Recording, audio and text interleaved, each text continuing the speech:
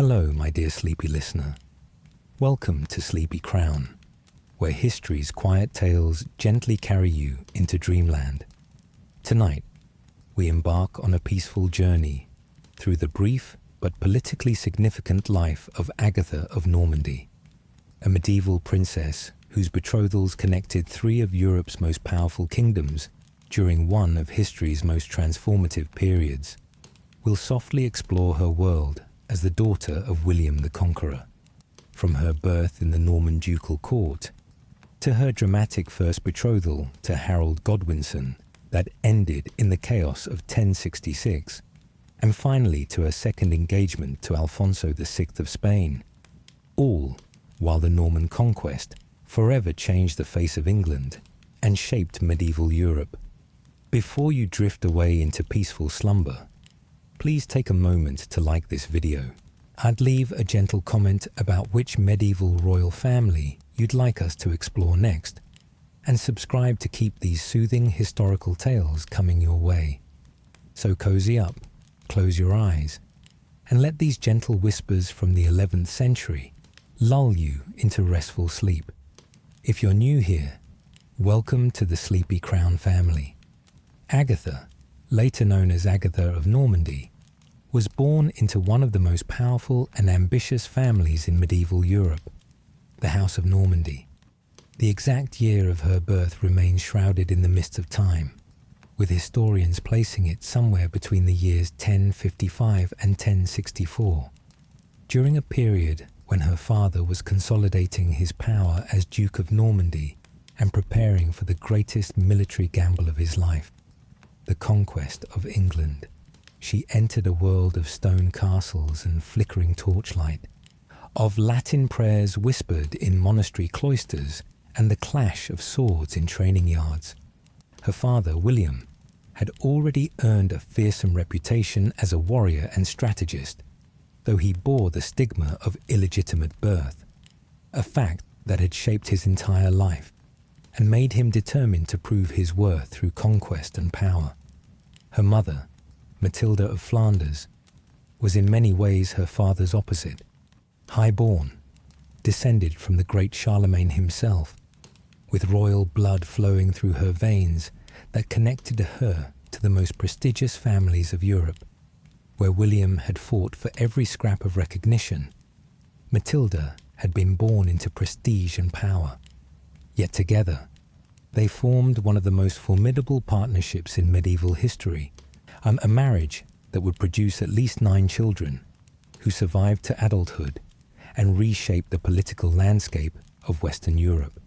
Agatha was born into this family of warriors and queens, likely the 9th or 10th child of William and Matilda. By the time she drew her first breath, her older siblings had already begun to establish themselves in the world. Her eldest brother Robert was being groomed to inherit Normandy, while her sisters were receiving the education befitting princesses who would serve as diplomatic bridges between kingdoms through carefully arranged marriages. The castle or palace where Agatha first opened her eyes would have been a place of constant activity. Servants moved through stone corridors carrying torches to light the darkness, while guards stood watch at every entrance. The sounds of the medieval court would have formed the backdrop of her earliest memories. The clatter of horses' hooves on cobblestones, the murmur of conversations in Norman French, the distant sound of church bells marking the hours of prayer throughout the day. In the great hall, her father would have held court, receiving vassals who came to pledge their loyalty, settling disputes between nobles, and planning military campaigns. Her mother would have managed the vast household, overseeing the work of dozens of servants, ensuring that the castle ran smoothly, whether her husband was present or away on campaign. This was the world into which Agatha was born, a world of power, ambition, and constant political maneuvering. The Duchy of Normandy itself was a relatively young political entity, and having been established barely a century and a half before Agatha's birth. In the year 911, a Viking chieftain named Rollo had been granted lands along the Seine River by the French king Charles the Simple, in exchange for his pledge to protect the region from other Viking raiders. This grant of land had evolved into the powerful Duchy of Normandy, and Rollo's descendants had transformed themselves from Norse raiders into French-speaking Christian nobles. Yet even after several generations, the Norman nobility retained something of their Viking heritage, a fierce independence, a love of warfare and adventure, and an ambition that drove them to seek conquest and glory far beyond the borders of their duchy. This Viking spirit, tempered by French culture and Christian faith, had produced a unique and formidable people who would leave their mark across medieval Europe and beyond. By the time of Agatha's birth, Normandy had become one of the most powerful and well-organized territories in France.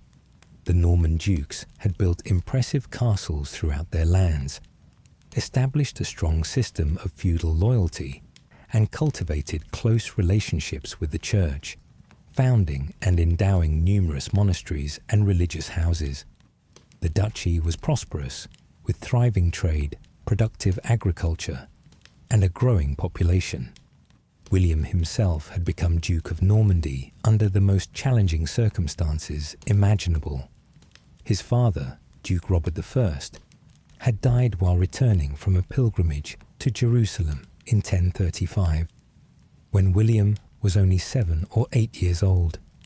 As the only son of the Duke, albeit an illegitimate one, born to a woman named Herleva, who was not married to his father, William had inherited the duchy at an age when most children were still learning their letters. The years of William's minority had been marked by chaos and violence. Norman nobles, seeing an opportunity to expand their own power while a child sat in the ducal seat, had fought amongst themselves, settled old scores, and largely ignored the young duke's authority. Several of William's guardians and supporters had been murdered, and there were likely plots to kill the boy duke himself. It was a brutal education in the realities of medieval power politics, and it shaped William into the hardened, suspicious, and ruthlessly effective ruler he would become. By the time he reached adulthood and consolidated his power, William had learned to trust no one completely, to strike swiftly and decisively against threats, and to reward loyalty while crushing opposition without mercy. He had fought and won battles against rebellious vassals, against rival claimants to his duchy, and against neighboring powers who sought to take advantage of Norman weakness. Through intelligence, courage, and an iron will, he had not only survived, but emerged as one of the most formidable rulers in France. His marriage to Matilda of Flanders had been a diplomatic triumph. Matilda was the daughter of Baldwin V, Count of Flanders, and Adela of France, who was herself the daughter of King Robert II of France. Through Matilda, William gained a connection to the Carolingian royal line and an alliance with Flanders, one of the wealthiest and most strategically important territories in Europe. The marriage elevated William's status and gave him legitimate connections to the greatest noble families of Europe. The marriage had nearly not happened at all. According to medieval legend, though historians debate its accuracy, when William first sent envoys to propose marriage, the proud Matilda had rejected him, saying she was far too high-born to marry a bastard. Enraged by this insult, William supposedly rode to Flanders and confronted Matilda directly, even striking her. Whether this dramatic tale is true or merely romantic fiction, the marriage did take place around 1051 or 1052, when Matilda was about 20 years old. There was, however, a significant obstacle to the marriage. It violated the Church's rules against consanguinity, as William and Matilda were distantly related within the prohibited degrees of kinship. For this violation, they were excommunicated for a time, until they received a papal dispensation in exchange for founding 2 great abbeys in Caen. the Abbey of Sainte Trinité for women, where Matilda would be buried, and the Abbey of Saint-Étienne for men, where William would find his final rest. Despite this rocky beginning, the marriage proved to be both politically successful and, by all accounts, personally happy. Matilda and William became devoted partners, and he appears to have remained faithful to her, an unusual circumstance in an age when powerful men routinely took mistresses.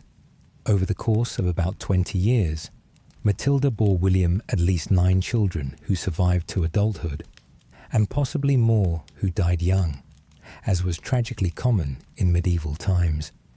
By the time Agatha was born, her parents' marriage had proven its strength and produced a large, healthy family. Her eldest brother Robert, called Curthose because of his short stature, was being prepared to inherit the duchy. He was a capable warrior, but temperamental, and sometimes at odds with his formidable father. Another brother, Richard, showed great promise, but would die young in a hunting accident in the New Forest, leaving the family devastated. Her younger brothers would go on to become kings of England, William Rufus, who would inherit the English throne, and Henry, the youngest son, born in England after the Conquest, who would eventually outmaneuver both his older brothers to seize both the English crown and the Duchy of Normandy, ruling effectively for 35 years. Among her sisters, Agatha would have known Cecilia, who took the veil and became a nun at the Abbey of Sainte Trinité in Caen, eventually rising to become its abbess. Another sister, Adela, would marry Stephen, Count of Blois, and become the mother of King Stephen of England, making her one of the most significant political figures of the next generation. Constance married Alan IV, Duke of Brittany, while another daughter, Matilda, may have died young, as she is mentioned in the Domesday Book, but little is known of her fate. Growing up in this large, ambitious family would have shaped every aspect of Agatha's childhood. In the medieval world, royal children were not raised with the same expectations of a carefree childhood that we might imagine today. From their earliest years, and they were educated and trained for the roles they would play in the complex political theatre of medieval Europe. For a princess like Agatha, this education would have begun almost from infancy. She would have been placed in the care of wet nurses and servants who attended to her physical needs, while her character and education were carefully overseen by her mother and by tutors selected for their learning and discretion. The goal was to produce a young woman who could serve her family's political interests through an advantageous marriage, while also managing the complex responsibilities of a noble household. The specifics of Agatha's education are not recorded in the historical sources that have survived, but we can infer much from what we know about the education of noble girls in this period.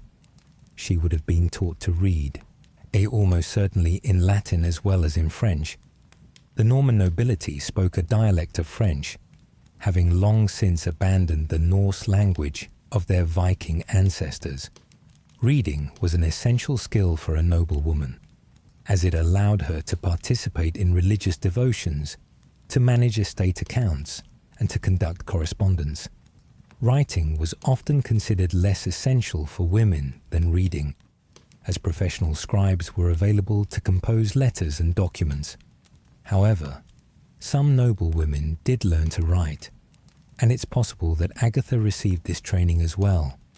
If she did learn to write, she would have practiced on wax tablets with a stylus, learning to form the elaborate letters of medieval script.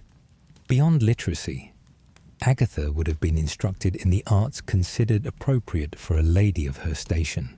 Her music was highly valued in medieval culture, and she may have learned to sing or to play an instrument such as the harp or psaltery.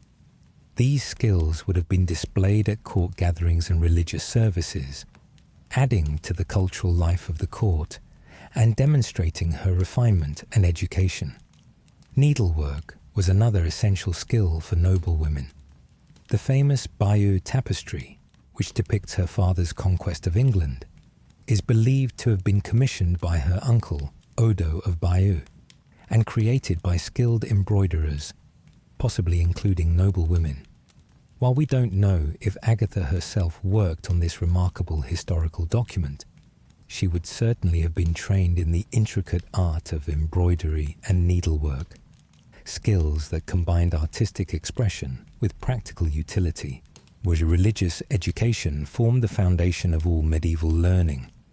Agatha would have been taught the prayers and doctrines of the Catholic faith, would have attended Mass daily, and would have learned the stories of saints and martyrs. She would have been instructed in the importance of charity to the poor, in the rituals and feast days of the church calendar, and in the moral duties expected of a Christian noblewoman. Religion was not merely a matter of personal faith in this era. It was woven into every aspect of daily life and political culture. Perhaps most importantly for her future role, Agatha would have been educated in household management. A noblewoman was expected to oversee large, complex households with dozens or even hundreds of servants. She needed to understand how to manage supplies, how to direct the work of servants, and how to host guests appropriately, how to arrange for the feeding and housing of large numbers of people, and how to maintain the smooth operation of a noble residence even in her husband's absence, which could be frequent and prolonged in an age when men often left for months or years to fight in wars or conduct political business. This practical education would have been supplemented by instruction in proper behavior and etiquette. Agatha would have learned how to conduct herself at formal meals, how to speak appropriately to people of various ranks, how to receive guests, how to participate in the ceremonies and rituals of court life, and how to present herself with the dignity befitting her status. Every gesture, every word, and every aspect of her appearance and behavior would have been scrutinized as a reflection not just of herself, but of her entire family. The Abbey of Sainte Trinité in Caen, founded by her mother as part of the penance for the consanguineous marriage, served as a center of learning for young noblewomen. It's quite possible that Agatha spent part of her childhood there, as her sister Cecilia did, in the peaceful cloisters of the abbey, away from the bustle and intrigues of the ducal court. Young girls could receive an education from learned nuns, studying religious texts, practicing their letters, and learning the skills they would need as adults. Yet even this education would have been permeated by the underlying reality of her position. Agatha was, above all else, a valuable political asset. In the medieval world, our royal marriages were instruments of diplomacy, ways to forge alliances, seal peace treaties, and create ties of kinship between ruling families. A princess's personal desires, her feelings, her hopes and dreams were all secondary to this political function. She was being raised not for her own sake, but to serve her family's ambitions through whatever marriage alliance her father deemed most advantageous. This was not necessarily viewed as a cruel or unjust arrangement by the people of the time. Medieval society was organized around concepts of duty, hierarchy, and collective loyalty, rather than individual choice and personal fulfillment. Everyone, from the highest noble to the lowest peasant, was born into a particular station with particular duties and expectations. To fulfill these duties was considered honorable and right. To rebel against them was seen as prideful and destructive. For Agatha, born into one of the most powerful families in Europe, at a moment when that family was reaching for even greater power, these expectations would have been particularly intense. Her father was not content to remain merely Duke of Normandy. He had his eyes on a far greater prize. Across the English Channel, the elderly King Edward the Confessor ruled England without an heir of his own body. Edward, known for his piety and his English mother, had spent much of his youth in exile in Normandy, while Danish kings ruled England. William had given the young prince shelter and support during those years, and there were rumours, encouraged by William himself, that Edward had promised to name William as his successor to the English throne, and whether such a promise was ever actually made is debated by historians. But William certainly believed he had a claim to England, or at least found it politically useful to assert such a claim, and he had the ambition, the military capability, and the ruthlessness to attempt to enforce that claim by force if necessary. This ambition cast its shadow over the entire family. Everything William did, every alliance he forged, every marriage he arranged for his children, was part of a larger strategy to strengthen his position and prepare for the moment when he would make his bid for the English crown. And in this grand strategy, even his youngest children had their roles to play. As Agatha grew from infant to child, she would have gradually become aware of the tensions and intrigues that swirled around her father's court. She would have heard discussions of English politics, of the aging King Edward's lack of an heir, of rival claimants to the English throne, and of her father's determination to enforce his own claim. She would have understood, as she grew older, that her own future would be determined by these political considerations, that she would be married to whomever would most benefit her father's plans. In 1064, or perhaps 1065, when Agatha was likely still a child, perhaps 8 or 9 years old, she was formally betrothed to one of the most powerful men in England, Harold Godwinson, Earl of Wessex. This betrothal would set in motion a chain of events that would culminate in one of the most famous battles in history and would forever alter the fate of England and Normandy alike. And the year 1066 would prove to be one of the most momentous in English history. A year of 3 kings, 3 battles, and a conquest that would fundamentally transform English society, language, culture, and political structure. For young Agatha, watching these events unfold from Normandy, it would be the year that saw her first betrothal shattered and her family's destiny forever changed. The year began with death. On the evening of January 4th, 1066, King Edward the Confessor lay dying in his palace at Westminster, surrounded by the great nobles and churchmen of England. Edward had ruled England for nearly 24 years, providing a period of relative peace and stability after the tumultuous decades of Danish conquest and reconquest that had preceded his reign. But now, in his mid-60s and childless, and Edward faced death with the question of succession unresolved. Edward's marriage to Edith of Wessex, daughter of the powerful Earl Godwin and sister to Harold Godwinson, had produced no children. This was attributed by some to Edward's renowned piety. There were those who believed that Edward had taken a vow of celibacy and had never consummated his marriage, preferring to remain chaste as an expression of his devotion to God. Others suggested that the marriage had been barren for other reasons, perhaps medical, perhaps because of tension between Edward and the powerful Godwin family, who had forced the marriage upon him as the price of their political support. Whatever the reason, the childless state of Edward's marriage meant that England lacked a clear, undisputed heir to the throne, and medieval succession was not always a simple matter of primogeniture. The idea that the eldest son automatically inherited was not yet firmly established law in all circumstances. The Witenagemot, the council of the kingdom's most powerful nobles and churchmen, had a voice in selecting kings, especially when the succession was unclear, and there were multiple people with various claims to the English throne. Edward himself was the son of King Ethelred the Unready and his second wife, Emma of Normandy. Through his father, Edward could trace his lineage back to Alfred the Great and the ancient Saxon kings of Wessex, who had united England in the face of Viking invasions. This gave him an unquestionable right to the throne by blood, but his reign had been preceded by the Danish conquest of England, and the legitimacy of his own succession had been contested at the time. Now, as Edward lay dying, several potential heirs presented themselves. William of Normandy claimed that Edward had promised him the succession years earlier.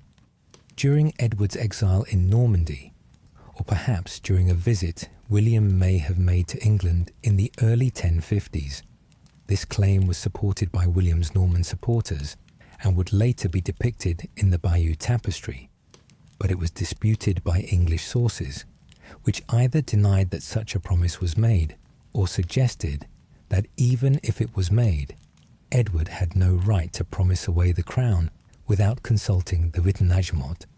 Harold Hardrada, the King of Norway, also had a claim, based on an agreement supposedly made between his predecessor, Magnus the Good, and Harthacnut, an earlier king of England. This agreement had allegedly stated that if either king died without an heir, the other would inherit his kingdom. The validity of this claim was questionable. It dated back to a previous generation, and its terms were disputed. But Harold Hardrada was one of the most renowned warriors of the age, a Viking king in the old tradition, and he had both the ambition and the military strength to attempt to enforce his claim. Edgar the Atheling, a teenage boy, had perhaps the strongest hereditary claim. He was the grandson of King Edmund Ironside, Edward's older half-brother, and through his descent from the ancient royal line, he had an excellent claim by blood. But Edgar was young, inexperienced, and lacked powerful supporters. In the brutal world of medieval power politics, hereditary right alone was not enough. One needed military strength, armed political allies, and the ability to actually hold and defend the throne once claimed. And then there was Harold Godwinson himself. Harold had no royal blood. His father had been a powerful noble, but not a king. However, Harold had numerous advantages. He was the most powerful nobleman in England, controlling vast estates and commanding substantial military forces. He had governed England effectively during periods when King Edward was ill or inactive. He was an experienced military commander who had successfully led campaigns against the Welsh. He had strong support among the English nobility, who preferred an English king to a foreign claimant, and he was on the spot in England while his rivals were far away. As Edward lay on his deathbed, Harold was at his side. The scene is described in various medieval sources, including the Bayeux Tapestry, which shows Edward in bed, gesturing weakly toward Harold, while Queen Edith, Harold's sister, sits at the foot of the bed in grief. According to accounts favourable to Harold, Edward, in his final hours, had a change of heart about the succession and designated Harold as his heir, perhaps recognising that Harold was the only candidate strong enough to hold England together against the threats that would come. According to accounts favourable to William, Edward made no such deathbed designation, or if he did, it was extracted under pressure and duress from Harold, and should not override the earlier, more legitimate promise to William. Later, Norman sources would claim that Harold had forced or manipulated the dying Edward into naming him, taking advantage of the king's weakness and confusion in his final hours. The truth, as is often the case with medieval events documented only decades later by chroniclers with strong political biases, is impossible to determine with certainty. What we know for sure is that Edward died on the evening of January 5th, 1066, just as a massive storm was lashing England, as if nature itself was marking the momentous transition with thunder and lightning and howling winds. Edward's body was prepared for burial according to the customs of the time. He was dressed in royal robes, his body was anointed with oils and perfumes to slow decay, and he was laid out in state so that nobles and commoners could pay their respects. The funeral took place with remarkable speed. Edward was buried the very next day, January 6th, in Westminster Abbey, at the great church he had spent years building, and which had been consecrated just days before his death. It was fitting that Edward, known for his piety and his patronage of the church, should be buried in the magnificent abbey that was his greatest architectural legacy. But even as Edward's body was being laid to rest, Harold Godwinson was moving to secure the throne. On the very same day as Edward's funeral, January 6, 1066, Harold presented himself to the Witenagemot and claimed that Edward had designated him as successor. The assembly, dominated by nobles who had no desire to see a foreign duke become their king, accepted Harold's claim, and with astonishing speed, Harold was crowned King of England that very same day in Westminster Abbey, mere hours after Edward's burial in that same church. The haste of Harold's coronation speaks to the urgency of the situation. Harold and his supporters knew that William and Harold Hardrada would challenge his claim. They knew that legitimacy in medieval politics came not just from hereditary right, or even from election by the nobles, but from the sacred ritual of coronation and anointing.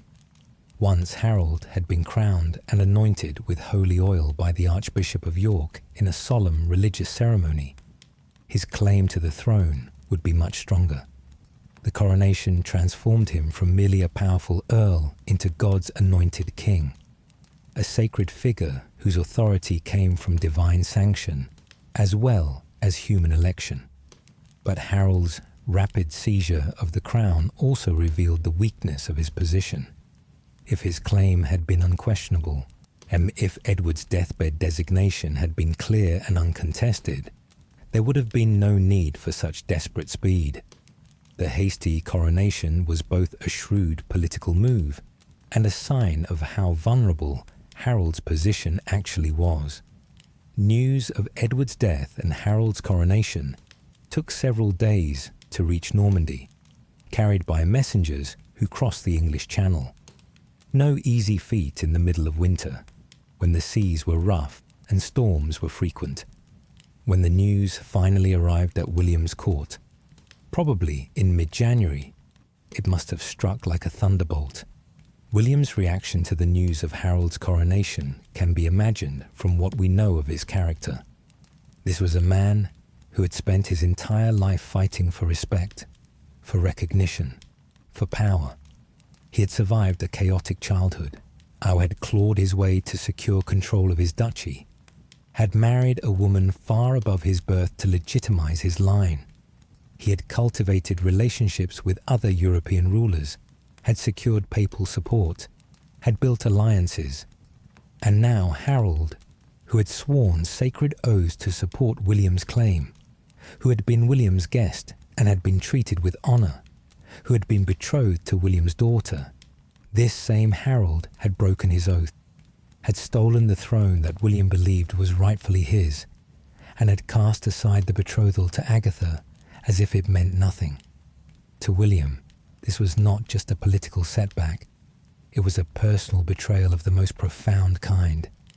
In the medieval world view, oaths sworn on holy relics were sacred, binding a man before God. To break such an oath was not merely dishonorable, it was a sin, a violation of divine law. Harold had committed perjury before God, and by medieval logic, God would punish such a sin. William could present himself not as an aggressor or a conqueror, but as an agent of divine justice, punishing an oath-breaker and claiming what was rightfully his. For young Agatha, the news must have been confusing and perhaps frightening. The man who had been her betrothed, who was supposed to be her future husband, had now become her father's greatest enemy. The marriage that had been arranged, that she had probably been told about, and had perhaps thought about in whatever way a child of 9 or 10 thinks about such distant future events, was now impossible. Harold was a king, yes, but he was also a traitor to her father, an oath-breaker, an enemy to be defeated. William's court would have been thrown into intense activity. The Duke would have summoned his advisors and military commanders. He would have consulted with his wife Matilda, who was a shrewd political operator in her own right. He would have dispatched envoys to other European courts, seeking support and allies, and he would have sent a formal protest to Harold, demanding that Harold honour his oath or face the consequences. William's envoys arrived in England bearing a message for the new king. They reminded Harold of the oath he had sworn in Normandy, of his promise to support William's claim to the English throne, and of his betrothal to William's daughter. They demanded that Harold step down and acknowledge William as the rightful heir to King Edward, and they warned that if Harold refused, William would enforce his claim by force of arms. Harold's response was defiant. He argued that the oath had been extracted under duress, that he had been essentially a prisoner in Normandy, and had no choice but to swear whatever William demanded. He claimed that Edward's deathbed designation superseded any earlier promises, and that the Witenagemot had lawfully elected him king, and he made it clear that he would defend his throne against any invasion. With this exchange of messages, war became inevitable, but preparing for an invasion of England was not a simple matter. William would need to assemble a fleet large enough to transport thousands of men, hundreds of horses, and vast quantities of supplies across the English Channel. He would need to build or acquire hundreds of ships. He would need to recruit soldiers not just from Normandy, but from across northern France. He would need money to pay for this enormous enterprise, and he would need political and religious legitimacy to transform what might otherwise be seen as an aggressive war of conquest into a righteous campaign to punish an oath-breaker and claim what was lawfully his. William began with the question of legitimacy. He dispatched envoys to Pope Alexander II in Rome, presenting his case against Harold. William's envoys argued that Harold was a perjurer who had broken sacred oaths, that he had usurped a throne that had been promised to William by the legitimate king, and that Harold's coronation was therefore invalid.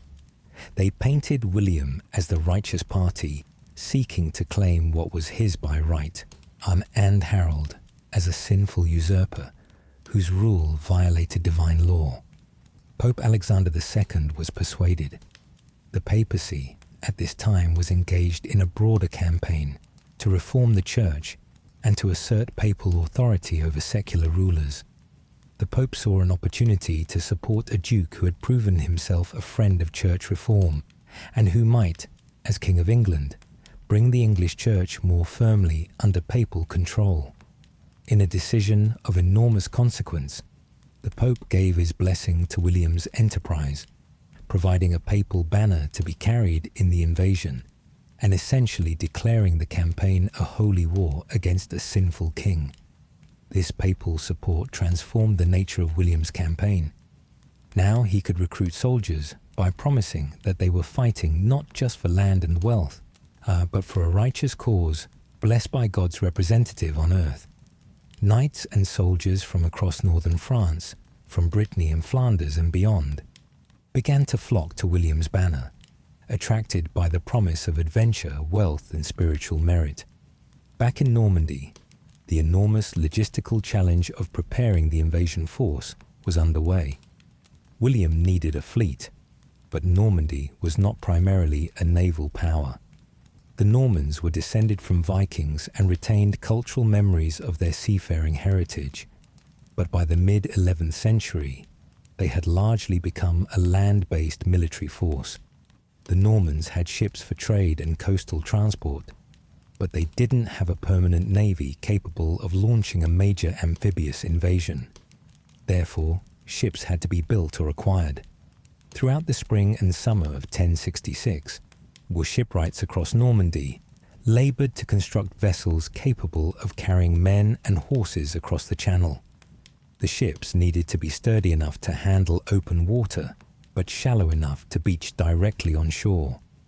They needed to be large enough to carry horses, a crucial requirement since Norman military power was based heavily on armoured cavalry, but still manoeuvrable. The construction of these ships required enormous resources. Timber had to be cut and seasoned. Iron nails and fittings had to be forged. Rope and sailcloth had to be manufactured or purchased. Skilled shipwrights had to be employed and paid. The entire economy of Normandy was mobilized for this great enterprise. While the ships were being built, William was also recruiting his army. He called up the feudal levies of Normandy, the knights and soldiers who owed him military service in exchange for the lands they held from him. He hired mercenaries with promises of payment and plunder. He invited adventurous knights from other parts of France to join his expedition, offering them the prospect of English estates once England was conquered. The army that assembled in Normandy over the summer of 1066 was cosmopolitan by the standards of the time. Its core was Norman, knights, archers and infantry from the duchy itself, but there were also Bretons from Brittany, Flemings from Flanders, and soldiers from various French territories. There were ambitious younger sons of noble families seeking to make their fortunes. There were experienced warriors looking for one more campaign. There were opportunists and adventurers drawn by the prospect of loot and land. The logistics of assembling, feeding, and organizing this force were staggering. Thousands of men needed to be housed, fed, and kept in some semblance of order while waiting for favorable weather to cross the channel. Horses needed to be stabled and fed, and war horses consumed enormous quantities of grain and hay. Weapons and armor needed to be prepared, repaired, and maintained.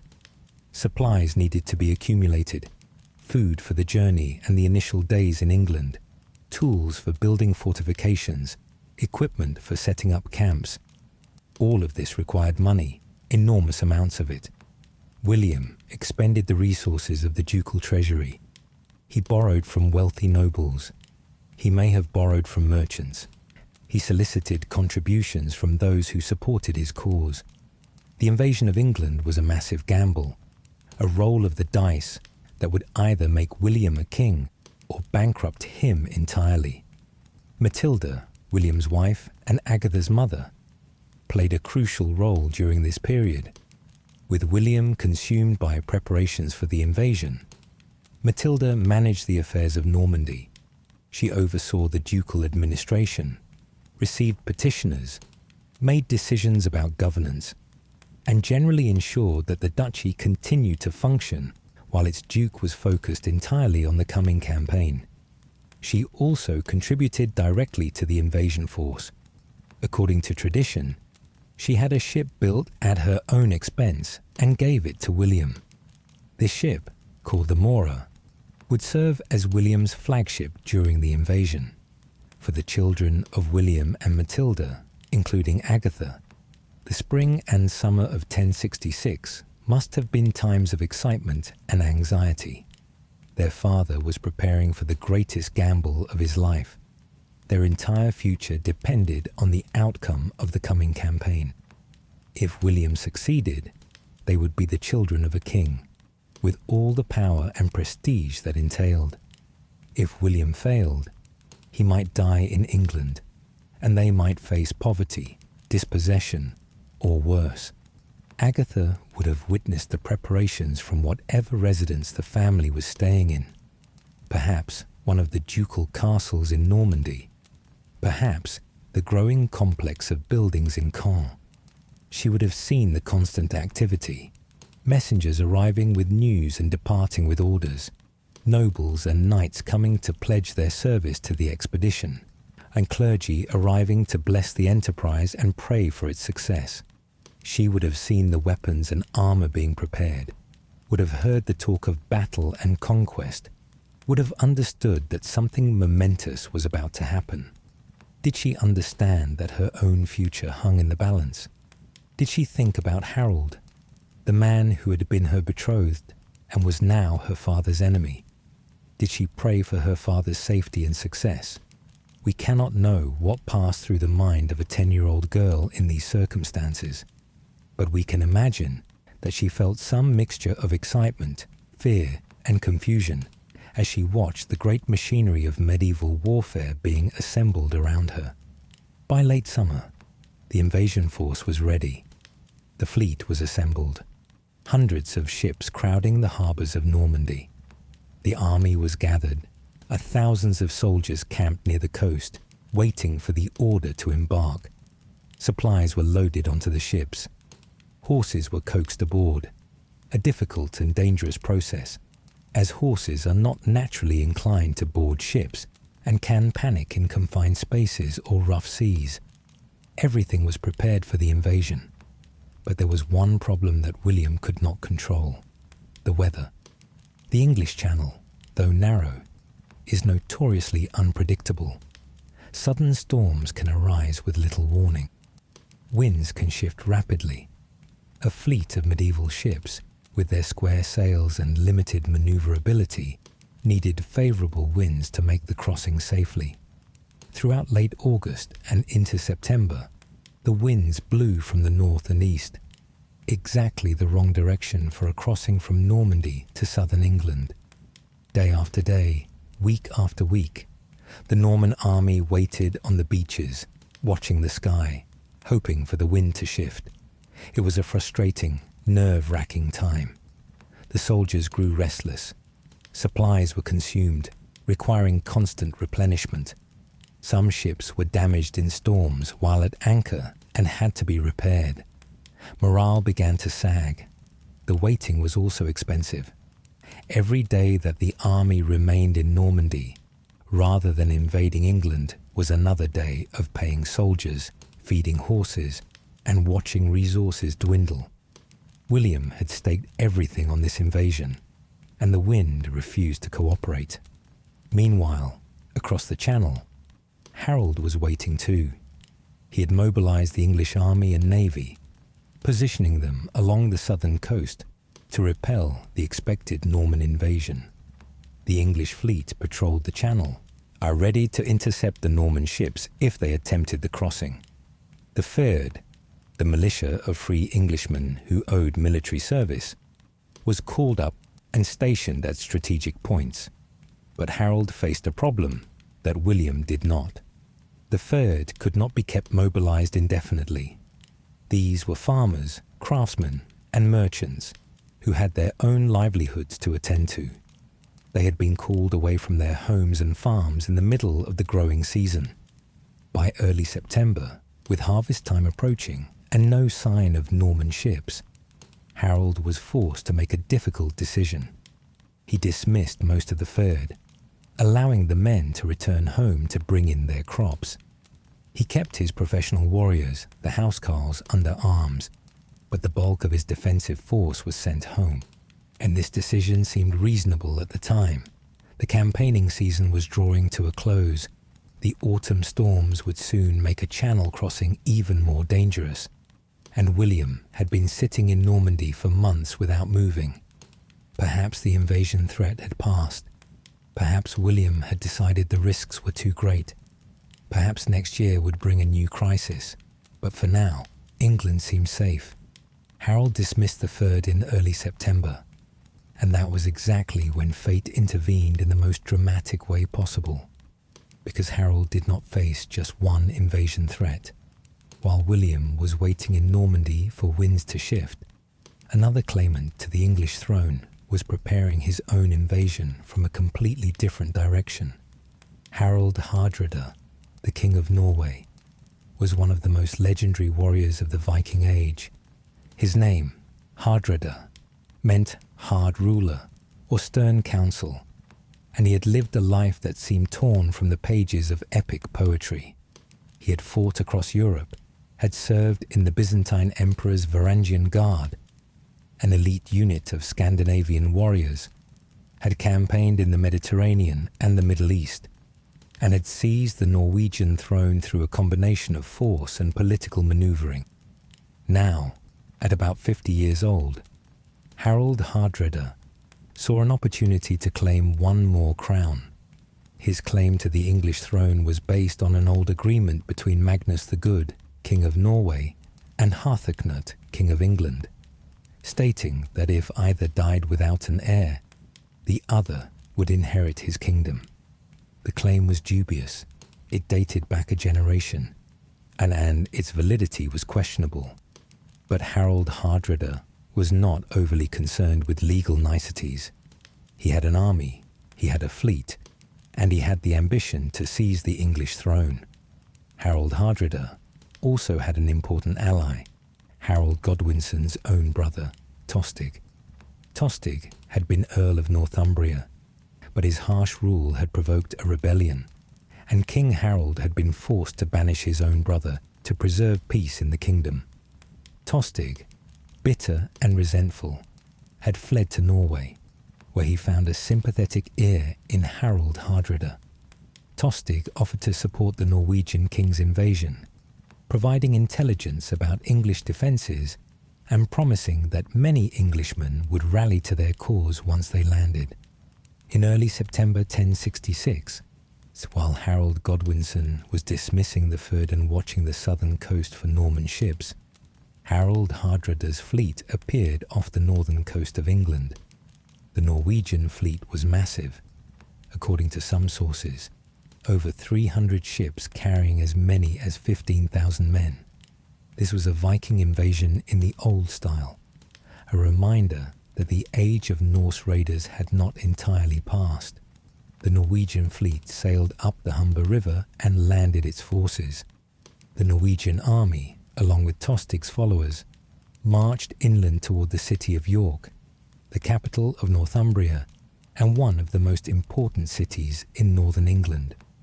On September 20th, near the village of Fulford, just south of York, the Norwegians encountered an English army led by the Earls of Mercia and Northumbria. The Battle of Fulford was a fierce engagement.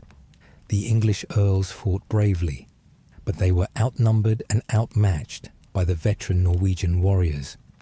After hours of combat, the English line broke, and the survivors fled. The Norwegians had won a significant victory, and the road to York lay open before them. York surrendered without further resistance. The citizens of the city provided hostages and supplies to the Norwegian army, hoping to avoid being sacked. Harold Hardrada had successfully invaded England, had defeated an English army, and had captured one of the kingdom's most important cities. His invasion looked like it might succeed, where so many Viking invasions before had ultimately failed. News of the Norwegian invasion reached King Harold Godwinson in London. The king must have been stunned and horrified. Just when he had thought it safe to dismiss the Firth, and just when he had begun to hope that the invasion threat had passed, a new and dangerous enemy had landed in the north and had already won a major victory. Harold immediately issued a call to arms, recalling what forces he could gather, and began a rapid march north to confront the Norwegian threat. Harold's response showed him at his best, decisive, energetic, and willing to take risks. Rather than waiting to gather maximum force, rather than moving cautiously, Harold decided to strike quickly. He gathered his housecarls, his professional warriors, and whatever other forces were immediately available, and he set out on a forced march covering nearly 200 miles from London to Yorkshire in just 4 days. It was an astonishing feat of military logistics and endurance, showing both Harold's leadership and the discipline of his warriors. And meanwhile, Harold Hardrada and his army were encamped near the village of Stamford Bridge, a few miles east of York, waiting for additional hostages and supplies from the city. The Norwegians were relaxed, confident after their victory at Fulford. Many had removed their armour in the warm late September weather. They expected no immediate threat. They knew English forces were coming, but they thought they had days to prepare, not hours. Harold's army arrived at Stamford Bridge on September 25th, taking the Norwegians almost completely by surprise. The English appeared suddenly, their army emerging over a rise and deploying for battle before the Norwegians could fully organize their defenses. What followed was one of the bloodiest battles of the medieval period. The battle raged for hours. The Norwegian warriors, despite being surprised and unprepared, fought with desperate courage. According to legend, a single Norwegian warrior held the narrow bridge across the Derwent River against the entire English army for a time, killing dozens of Englishmen before finally being killed himself when an English soldier floated under the bridge in a barrel and thrust a spear up through the planks. But weight of numbers and the advantage of surprise eventually told. The Norwegians were pushed back, their formations broken, their king killed in the fighting. Harold Godwinson, the legendary warrior who had fought across half the world, died on an English battlefield, his dreams of conquest unfulfilled. Tostig also fell in the battle, cut down by English warriors who showed no mercy to the traitor who had allied with foreign invaders. The Norwegian survivors fled back to their ships, leaving thousands of dead on the battlefield. Of the 300 ships that had brought the Norwegian army to England, fewer than 25 were needed to carry the survivors home. It was a catastrophic defeat for Norway and a stunning victory for King Harold. Harold allowed the surviving Norwegians to depart in peace, taking with them Harold Godwinson's body for burial in Norway. The king then marched triumphantly back to York, receiving the submission and gratitude of the northern English, who had been threatened by the invasion. It must have seemed like Harold's position was secure. He had defeated one of the most dangerous rivals for his throne, had shown himself to be a capable military commander, and had consolidated his control over England. But even as Harold celebrated his victory in York, even as he distributed rewards to his surviving warriors and gave thanks to God for the triumph, a messenger was riding north with terrible news. The winds in the Channel had shifted. William's fleet had set sail. The Normans had landed on the southern coast of England. On September 27th, 1066, after weeks of frustrating delay, the winds in the English Channel finally shifted to blow from the south. It was the moment William had been waiting for through long, anxious weeks of watching the skies and pacing the beaches. The signal was given, and the vast Norman fleet began to move. The embarkation itself was a massive undertaking that would have taken many hours. Hundreds of ships had to be loaded in coordinated fashion, with soldiers boarding in organized units and horses being coaxed aboard. A difficult and time-consuming process, as the animals had to be led up gangplanks into the holds of ships where they would be secured for the crossing. Supplies, weapons, armor, and equipment all had to be loaded. The ships had to be positioned properly in the harbor so they could depart in some semblance of order. William's flagship, the Mora that Matilda had commissioned, would have been distinctive among the fleet. According to descriptions, it had a carved figurehead of a boy with an arrow pointed toward England, symbolizing the direction and purpose of the expedition. The ship also flew the papal banner that Pope Alexander II had sent to William, a sacred symbol that declared this invasion a holy enterprise blessed by God's representative on earth. As evening fell on September 27th, the Norman fleet began to move out of the harbour of Dives-sur-Mer and other Norman ports. The ships would have presented a remarkable sight. Hundreds of vessels with their square sails catching the wind, each one carrying its cargo of armed men and horses, all moving together across the darkening sea. Medieval witnesses described the sight with awe, comparing the fleet to a forest of masts moving across the water. The crossing was made at night, which added to its danger, but also provided strategic advantage. Traveling in darkness made it harder for English scouts to spot the fleet and send warning to King Harold. William's navigators would have used the stars to maintain their course. keeping the fleet together through the darkness as they crossed the relatively narrow stretch of water between Normandy and England. The Mora are either because it was a superior vessel or because its crew were more skilled, pulled ahead of the rest of the fleet during the night. At dawn on September 28th, William's ship found itself alone in English waters, having outdistanced the rest of the fleet during the night crossing. This must have been an anxious moment for William, alone in hostile waters, separated from his army, vulnerable to attack if English ships spotted him. According to later accounts, William ordered his ship to anchor and waited, maintaining an appearance of calm, even though he must have been worried about where the rest of his fleet had gone. He ordered a meal to be prepared and ate breakfast as if nothing were amiss, projecting confidence to his companions. His composure in this moment of uncertainty was characteristic of William's leadership style. He understood that a commander must never show fear or doubt, that men take their emotional cues from their leaders.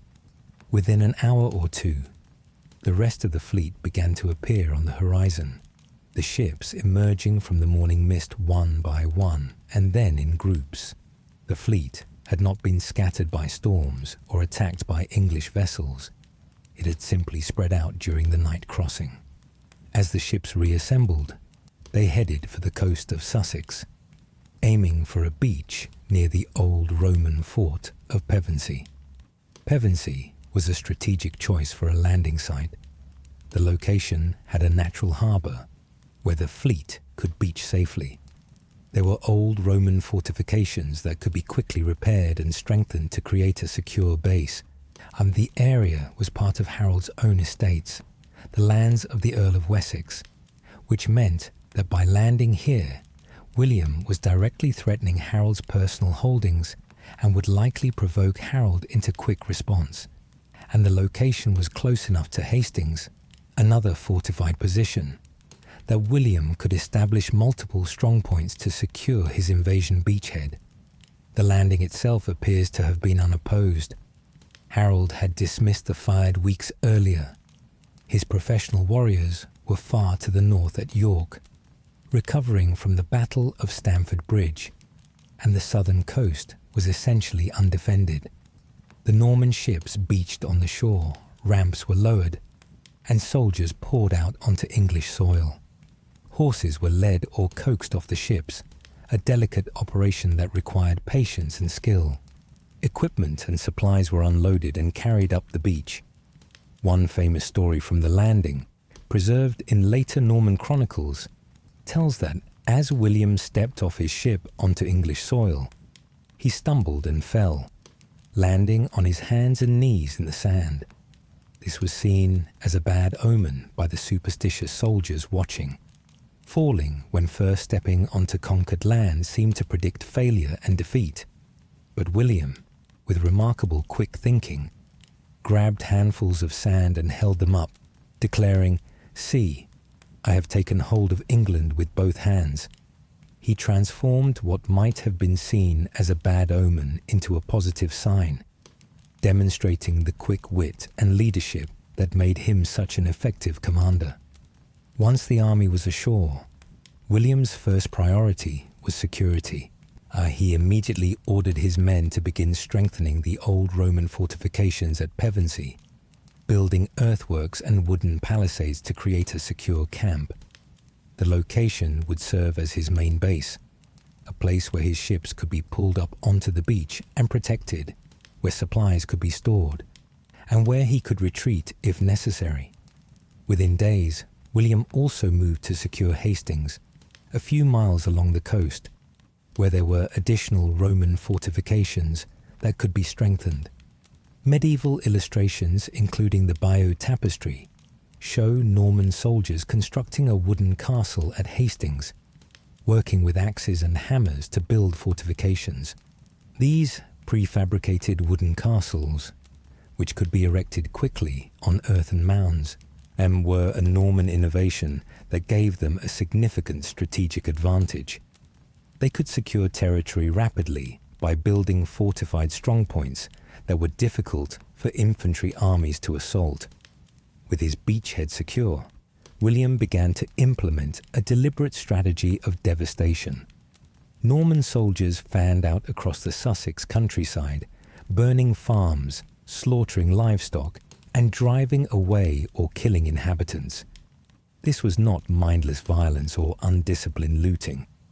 It was a calculated military strategy with multiple purposes.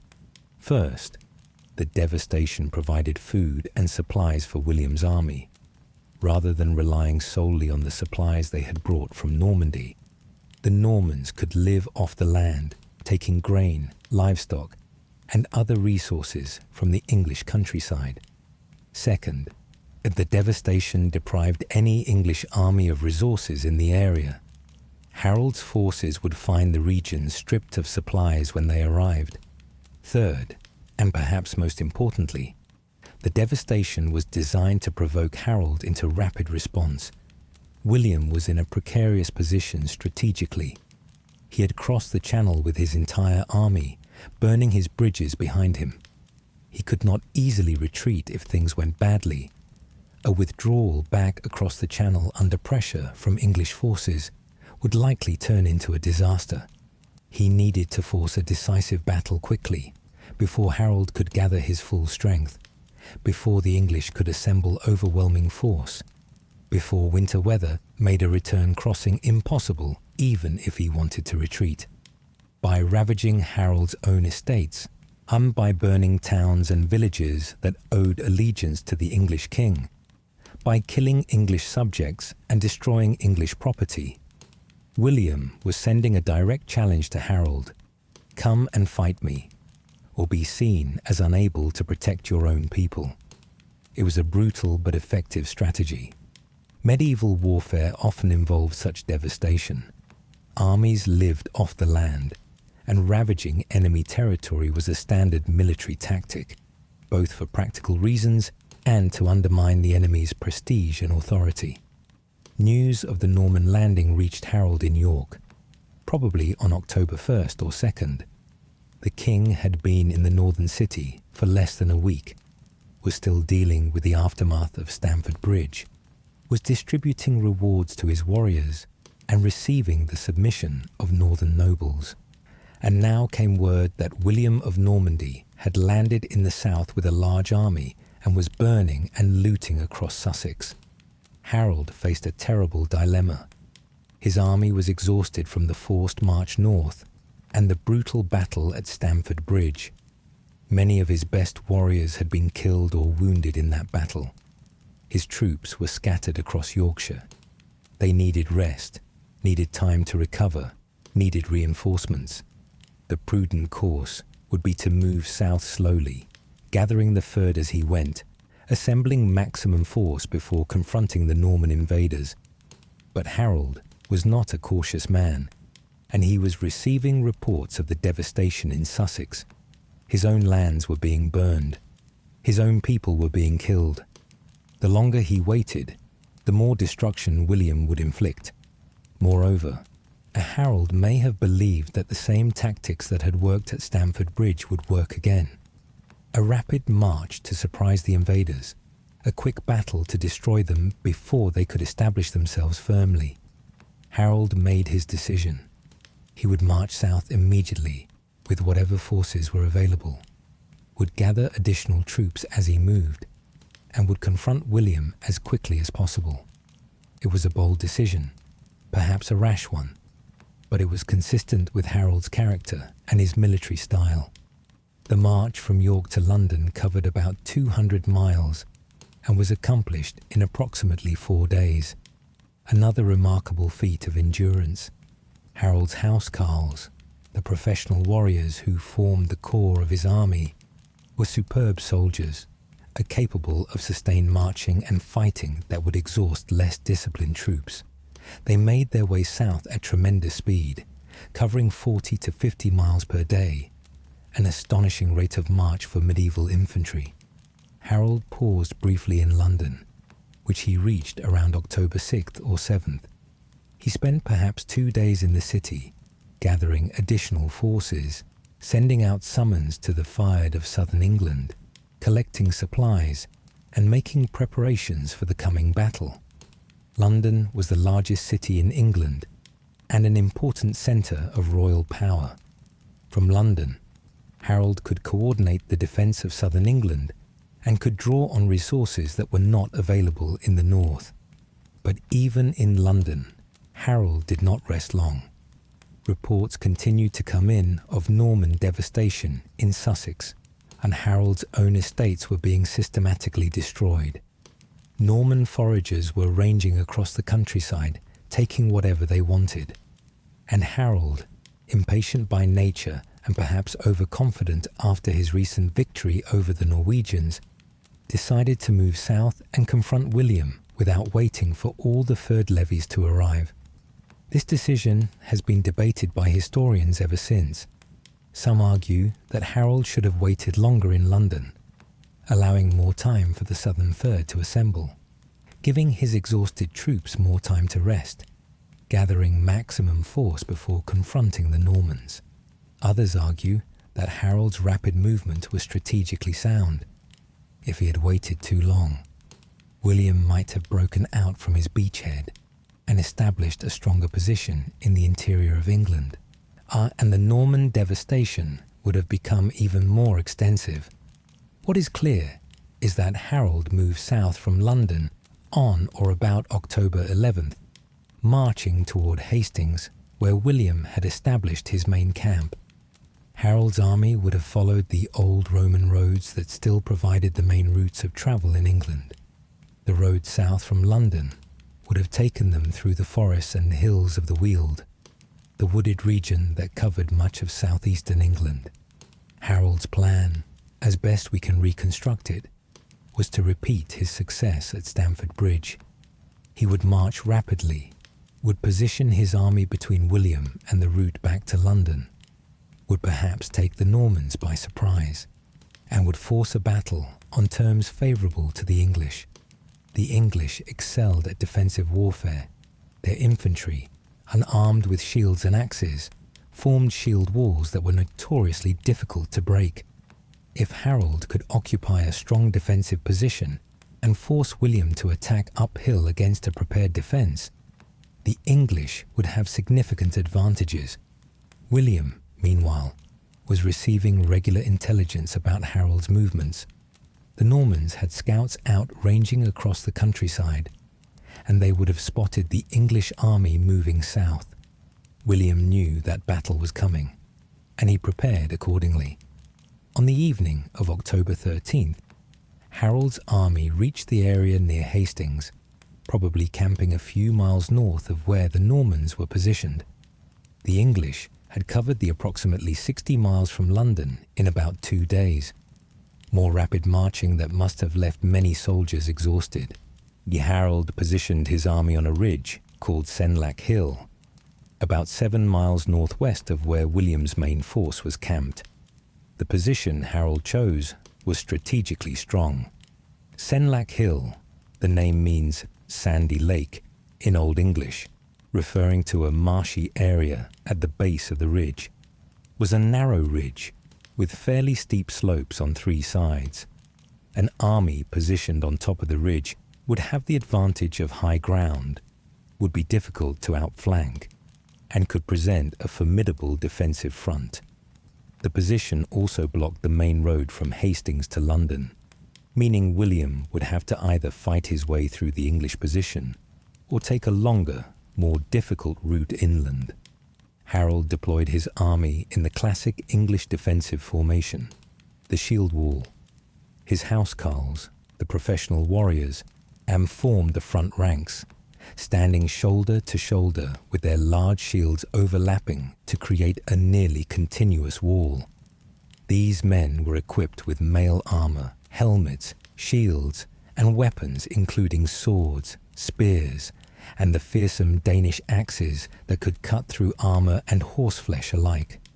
Behind the housecarls were levies of the fyrd, less heavily armoured and armed but still capable soldiers who would support the front ranks and fill any gaps that appeared in the line. Harold himself along with his brothers Gurth and Leofwine, took position in the centre of the line, where their personal banners would mark the command post of the English army. Harold's standard was the fighting man, a banner that showed a warrior in armour, a symbol of English martial prowess and Harold's own reputation as a warrior king. The English army probably numbered somewhere between 7,000 and 10,000 men, though exact figures are impossible to determine from the sources. Some of Harold's army was still marching south, summoned by his call to arms, but not yet arrived. If Harold had waited longer in London, he might have had a significantly larger force, but Harold had chosen speed over maximum strength, and now he would have to fight with the army he had. William received word on the evening of October 13th that the English army had arrived and was positioned on Senlac Hill. He spent the night preparing his army for battle. His troops were roused well before dawn, attended Mass to receive God's blessing on the coming fight, ate a quick meal, and armed themselves for combat. The Norman army was different in composition from the English force. While the English were primarily infantry, the Normans had a combined arms force of cavalry, infantry, and archers. The core of the Norman army was the armoured cavalry, knights mounted on war horses, protected by mail armour, armed with lances, swords, and shields. These mounted warriors were the elite of medieval military forces, capable of delivering devastating charges that could break infantry formations. Supporting the cavalry were infantry soldiers, men-at-arms equipped with spears, swords, and shields, who would engage in close combat. And the Normans also had substantial numbers of archers and crossbowmen, whose missiles could wear down enemy formations from a distance. This combination of different types of troops gave William tactical flexibility that Harold lacked, and William's army also probably numbered somewhere between 7,000 and 10,000 men, making the two forces roughly equal in size. But the Norman army was fresh, having rested in camp for 2 weeks, while many of Harold's troops were exhausted from their rapid marches from York to London to Senlac Hill. As dawn broke on October 14th, 1066, William led his army out of camp and marched toward the English position. The Norman army moved in 3 divisions, Bretons on the left, Normans in the centre, and French and Flemish troops on the right. This organization by nationality and region was typical of medieval armies, which were often coalitions of forces from different territories rather than unified national armies. As William's army approached Senlac Hill, and they could see the English army arrayed on the ridge above them, a wall of shields glinting in the morning sun, banners fluttering in the breeze, thousands of warriors standing in disciplined ranks waiting for the attack. It must have been an intimidating sight. The English shield wall had proven its strength in countless battles.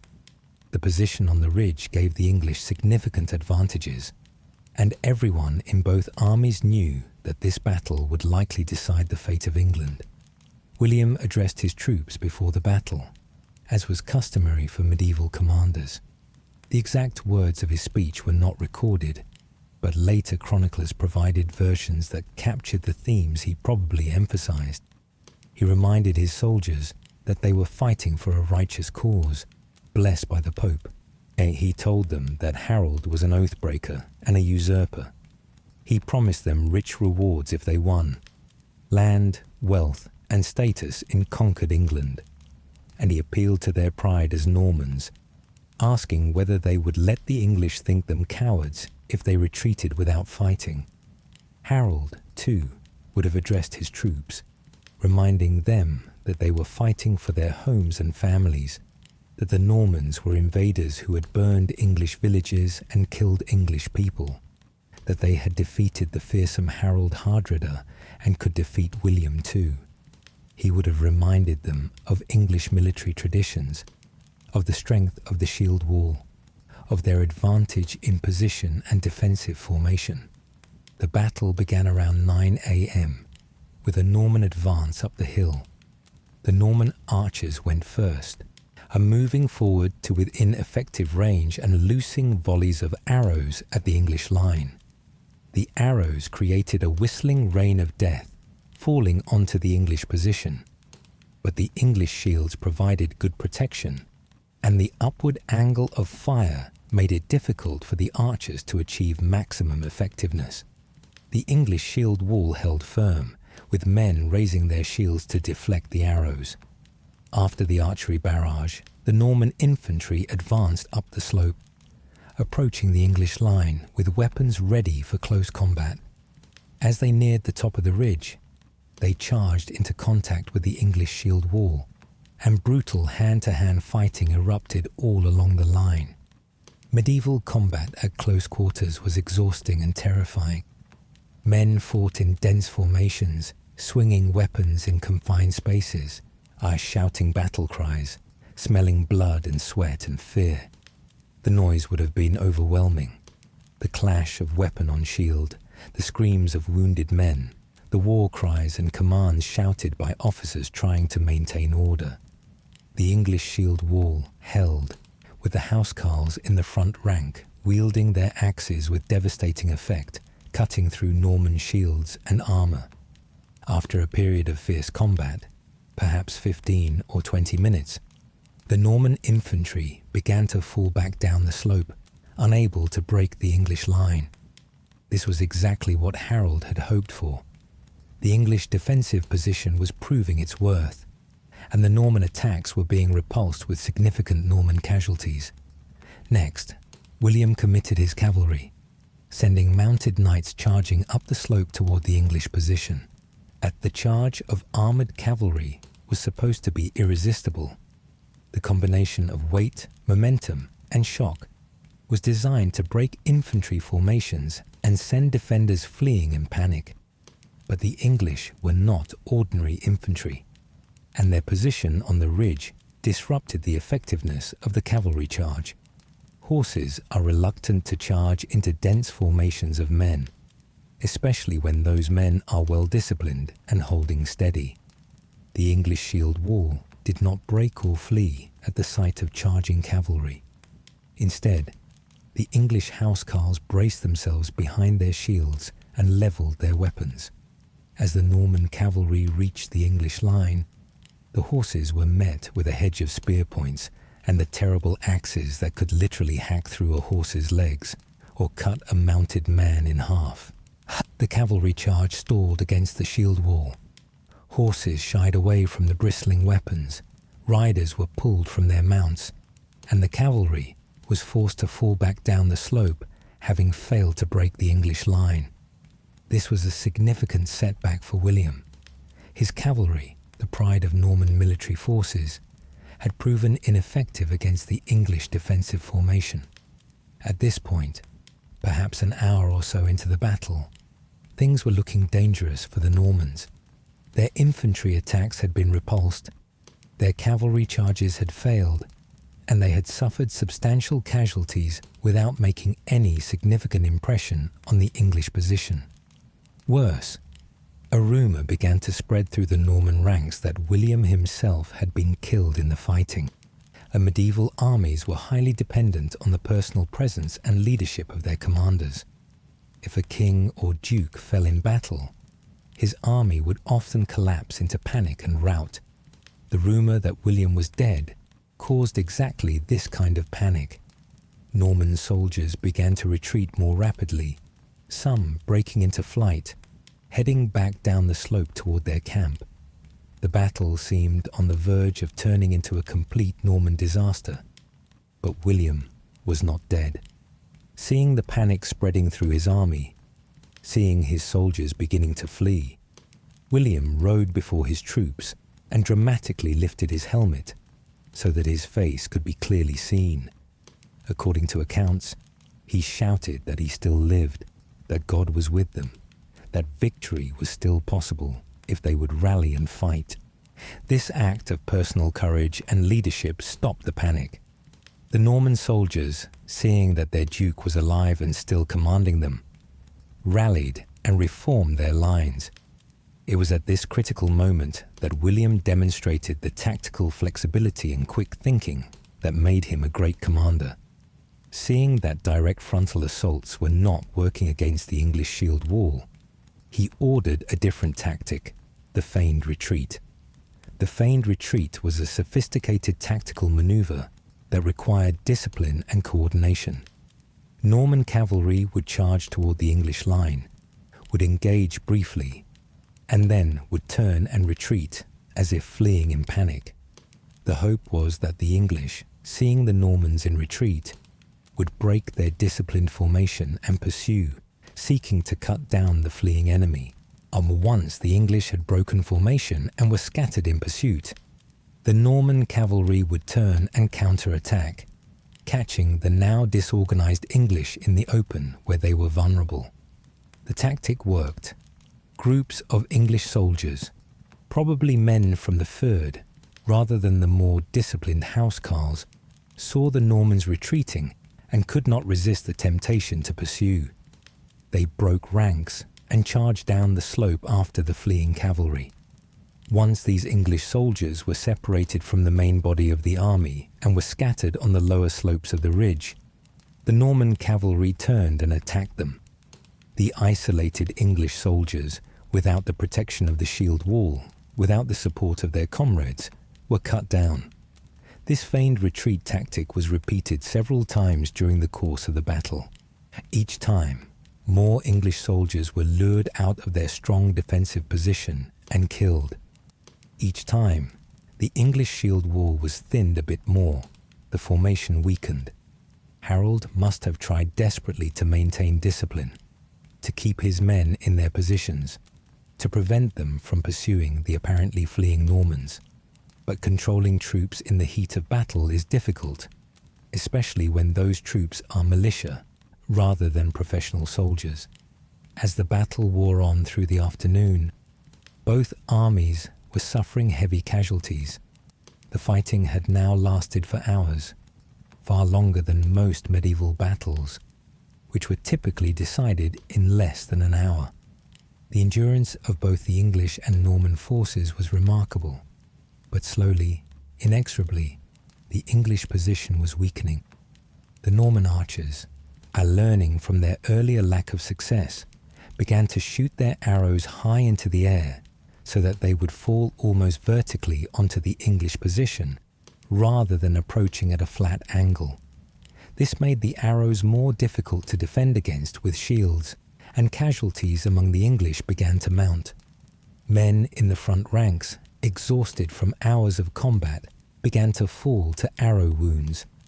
The repeated cavalry attacks, the losses from pursuing feigned retreats, and the arrow casualties were all gradually wearing down the English army. The shield wall, though still formidable, was thinning. Gaps were appearing in the line. The Fyrd levies, less disciplined and less well armed than the housecarls, were suffering particularly heavy casualties. It was late in the afternoon, and with the battle having raged for nearly 8 or 9 hours, when the decisive moment came. King Harold, who had been commanding from the centre of the English line throughout the battle, was struck down. The exact manner of his death is disputed in the sources, and has been debated by historians for nearly 1,000 years. The most famous account, preserved in the Bayeux Tapestry, shows Harold being struck in the eye by an arrow. The tapestry depicts a figure labelled Harold, with an arrow protruding from his face, clutching at the shaft. This image has become iconic, and the story of Harold being killed by an arrow to the eye is widely known. However, the tapestry is somewhat ambiguous. There is another figure immediately next to the arrow-struck figure, who is being cut down by a mounted Norman knight. And some historians argue that this second figure is Harold. Other contemporary sources suggest that Harold was killed in hand-to-hand combat by Norman knights, possibly including William himself. According to some accounts, Harold was literally hacked to pieces by 4 Norman knights who broke through to his position and struck him repeatedly with swords and lances. This version emphasizes Harold's death as a warrior's death, cut down in the thick of fighting rather than struck by a random arrow. It's possible that both accounts contain elements of truth. Perhaps Harold was first wounded by an arrow and then finished off by knights who broke through to his position. Medieval battles were chaotic, and precise details were difficult to establish even immediately after the fact, much less decades later when chronicles were being written. What is certain is that Harold died on the battlefield, along with his brothers Gurth and Leofwine, and that his death broke the English army's will to resist. With their king dead, with their command structure disrupted, with hours of exhausting combat having depleted their numbers and energy, the English formation finally began to collapse. The shield wall, which had held firm throughout the day, finally broke. English soldiers began to flee, first in small groups, and then in larger numbers, streaming away from the ridge toward the north and toward the shelter of the nearby forests. The Norman cavalry pursued, cutting down fleeing soldiers, turning what had been an organized defensive army into a panicked rout. Some of the English housecarls, the professional warriors most loyal to Harold, refused to flee. They fought on in small groups, selling their lives dearly, protecting the king's body even though he was beyond help. These final stands were acts of remarkable courage and loyalty, men choosing to die rather than abandon their fallen king or flee from the enemy. As darkness fell on October 14, 1066, the Normans held the battlefield. English dead covered the slopes of Senlac Hill. Estimates of English casualties range from 2,000 to 4,000 men, perhaps as much as half of Harold's army. Norman casualties were also heavy. Perhaps 1,000 to 2,000 men had fallen, including many knights and nobles. It had been one of the longest and bloodiest battles of the medieval period, lasting from morning until dusk. William established his camp on the battlefield, following medieval custom that the victor held the field. The Norman soldiers, exhausted from the day's fighting, collapsed where they stood, too tired even to celebrate their victory. The English dead, including King Harold and his brothers, lay where they had fallen. According to some accounts, Harold's body was so mutilated that it could only be identified by marks known to his mistress, Edith Swanneck, who was brought to the battlefield to identify the fallen king. The next day, October 15th, William dealt with the aftermath of battle. The dead had to be buried, mass graves were dug, and bodies were interred with whatever ceremony was practical under the circumstances. The wounded had to be tended to, though medieval medicine could do little for serious injuries, and many of the wounded would die in the days following the battle. Prisoners had to be secured and ransomed or released, and William had Harold's body brought to him. There are conflicting accounts of what he did with it. Some sources say he had Harold buried near the shore, perhaps at the base of a cliff, as a symbolic statement that Harold had failed to defend England's coast. Other sources suggest that Harold's mistress or mother was eventually allowed to claim the body and bury it at Waltham Abbey, a church that Harold had founded and endowed. But dealing with the dead and wounded was secondary to William's primary concern. He had won a great victory, had killed the English king, had broken the English army, but he had not yet conquered England. He still held only a small beachhead in Sussex. London remained unconquered, and the English had other leaders who might rally resistance, and William needed to consolidate his victory and to force England's submission. William spent several days near the battlefield, waiting to see if English nobles would come to submit to him. Some did, offering their surrender and allegiance, but no major English leaders came, and no representative from London arrived to offer William the crown. It became clear that William would have to take what he wanted, rather than having it offered to him. William began to march on London, but he did not take the direct route. Instead, he followed an indirect path, circling around the city, ravaging the countryside, burning towns, and demonstrating his power. He captured Dover, where a castle overlooking the Channel provided a strategic strongpoint. He captured Canterbury, the seat of the Archbishop and the spiritual centre of England. He ravaged the lands around London, creating a ring of devastation that cut off the city from surrounding territories. This indirect approach served multiple purposes. It avoided the need to assault London directly. Medieval cities were difficult to capture by storm, with walls and defenders that could hold out for months. It deprived London of resources and support from the surrounding countryside. And it demonstrated to the English that William could not be stopped, that resistance was futile, that submission was the only reasonable course. Inside London, English leaders debated their options. With Harold dead and his brothers also fallen, there was no obvious candidate to succeed him as king. Some English nobles supported Edgar the Atheling, the teenage grandson of King Edmund Ironside, who had the strongest hereditary claim to the throne. Edgar was proclaimed king by some of the English nobility, but he was young, inexperienced, and lacked the military force to seriously oppose William. As William's army circled closer to London, as the smoke from burning towns and villages could be seen on the horizon, as it became clear that no English army capable of defeating the Normans could be assembled, the English will to resist crumbled. In late December, a delegation of English nobles, bishops, and civic leaders left London and travelled to William's camp to offer him the crown. The delegation included Edgar the Atheling, who renounced his claim to the throne, Archbishop Eldred of York, and various earls and nobles. They came to William, swore oaths of fealty, and offered to make him King of England. Our William accepted their submission, though he must have been grimly satisfied that the same English nobles who had elected Harold to be king less than a year earlier were now begging him to accept the crown. William insisted that his coronation take place on Christmas Day, December 25th, 1066. The date was symbolically significant, evoking the coronation of Charlemagne as Holy Roman Emperor on Christmas Day in the year 800.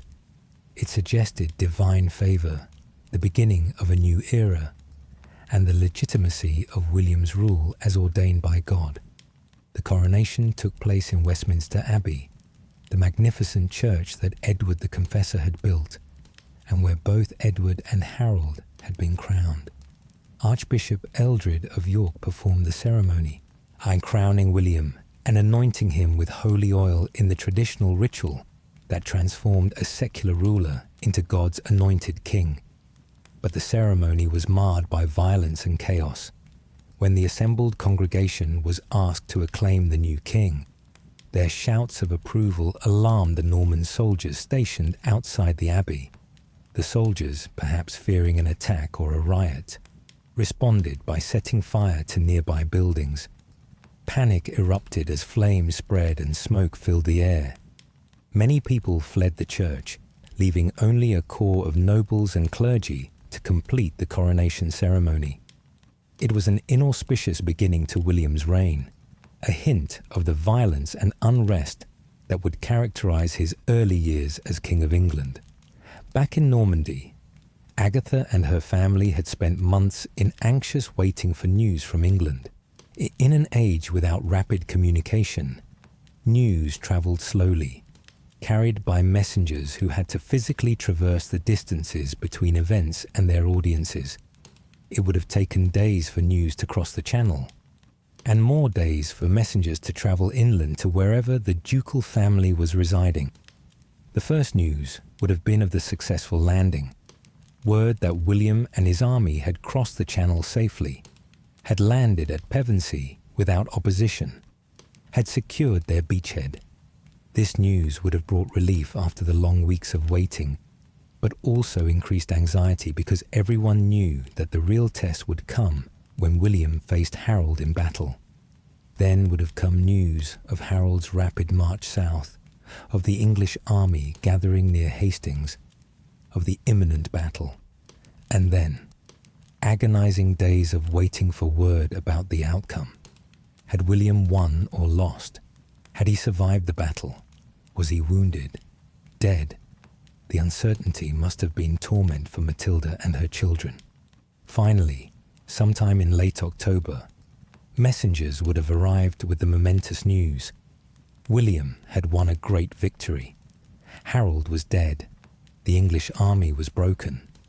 Normandy's Duke was on his way to becoming King of England. The joy and relief at this news must have been overwhelming. Church bells would have rung throughout Normandy. Thanksgiving masses would have been celebrated. The ducal court would have erupted in celebration. For Matilda, the news meant that her husband had survived the greatest gamble of his life and had emerged triumphant.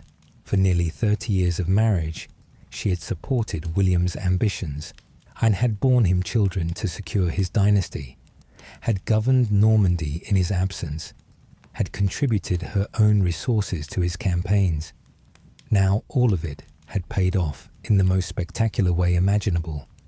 Her husband was a king, and she would be a queen. For Agatha, now perhaps 11 or 12 years old, the news meant a fundamental transformation of her status and prospects. She had been born as the daughter of a duke, already a position of privilege and power. But now she was the daughter of a king, a princess in a royal family that ruled both a duchy and a kingdom. Her value as a marriage prospect had increased enormously. Kings and princes across Europe would seek her hand in marriage, hoping to connect their families to William's triumphant dynasty. But the transformation of Agatha's status also meant that she would likely never see her father for months or even years at a time. William would need to spend most of his time in England, establishing his rule over his newly conquered kingdom, putting down rebellions, building castles, distributing lands to his followers, and dealing with the myriad challenges of governing a large, recently conquered, and potentially hostile realm.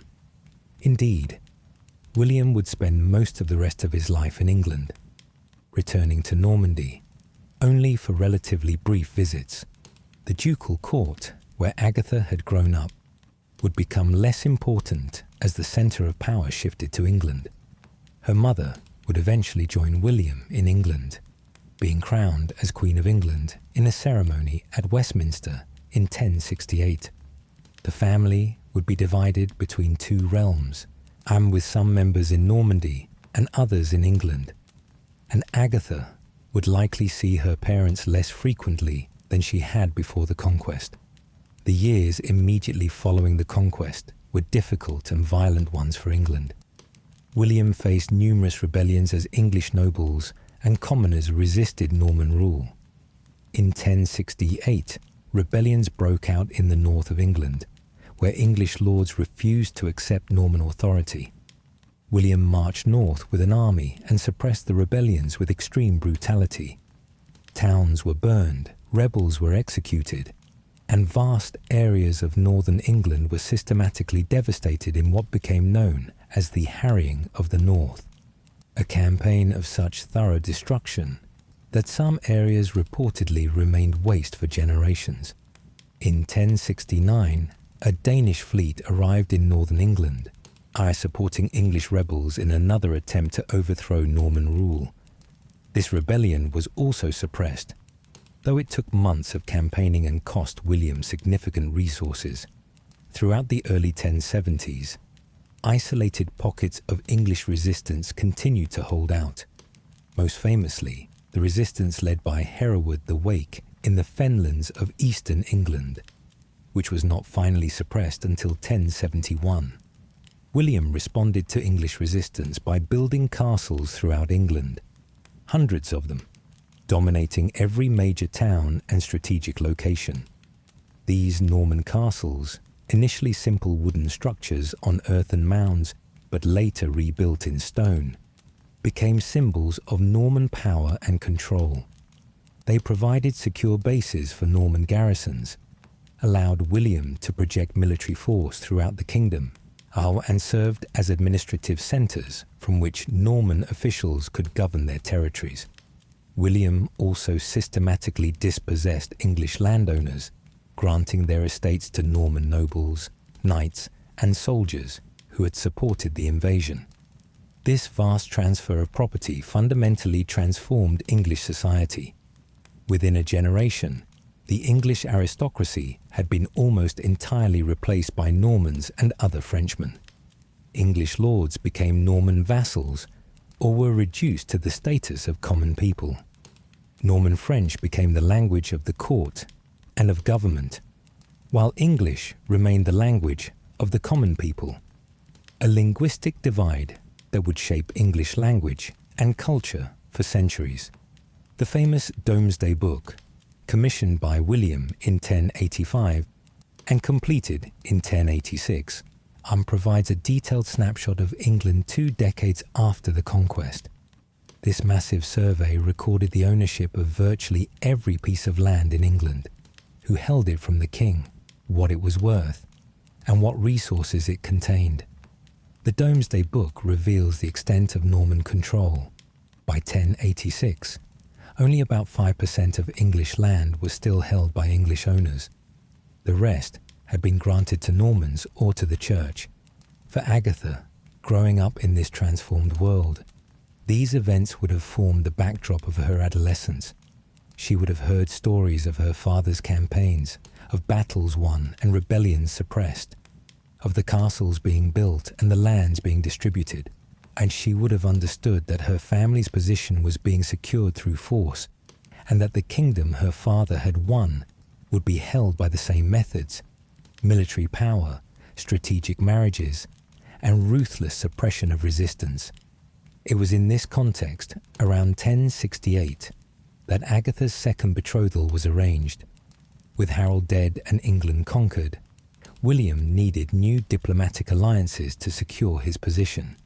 His daughters were valuable diplomatic assets, and marriages needed to be arranged that would serve the interests of the Norman-English realm. Alfonso VI of Leon and Castile was an attractive potential ally. He was a powerful king in his own right, ruling territories in Spain that were comparable in size and importance to William's domains.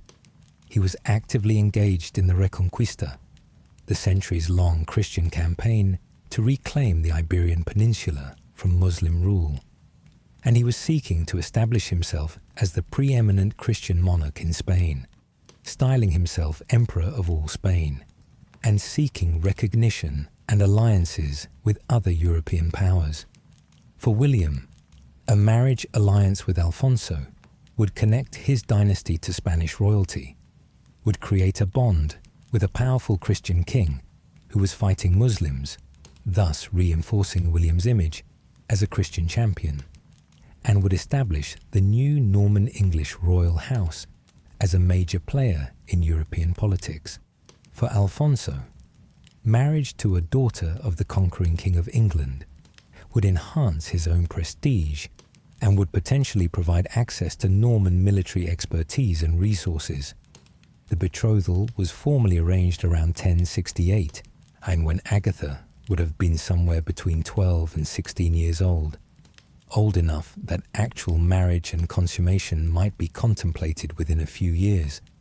Medieval girls of noble birth typically married in their mid-teens, often to much older men. A marriage between the teenage Agatha and the nearly 30-year-old Alfonso would have been entirely typical for the period. For Agatha, this second betrothal must have been a strange experience. She had been betrothed before to Harold, only to see that betrothal broken by Harold's betrayal and death.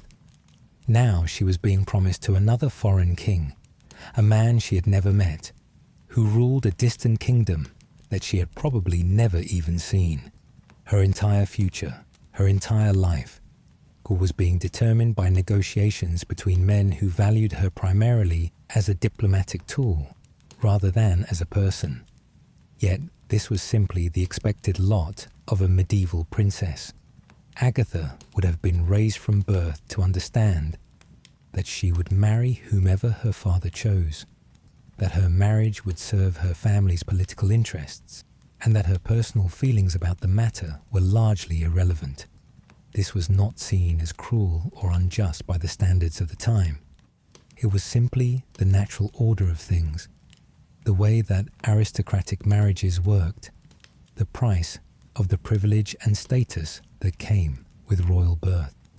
Agatha's education and training would have continued through her early teenage years, now specifically focused on preparing her for her role as a queen in Spain. She would have been taught about Spanish customs, about the political situation in Iberia, about the ongoing Reconquista, about Alfonso's kingdom and court.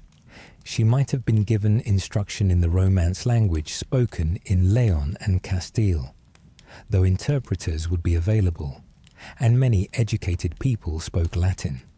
She would have continued her religious education, particularly important given that she would be marrying a king who was actively fighting wars against Muslim powers.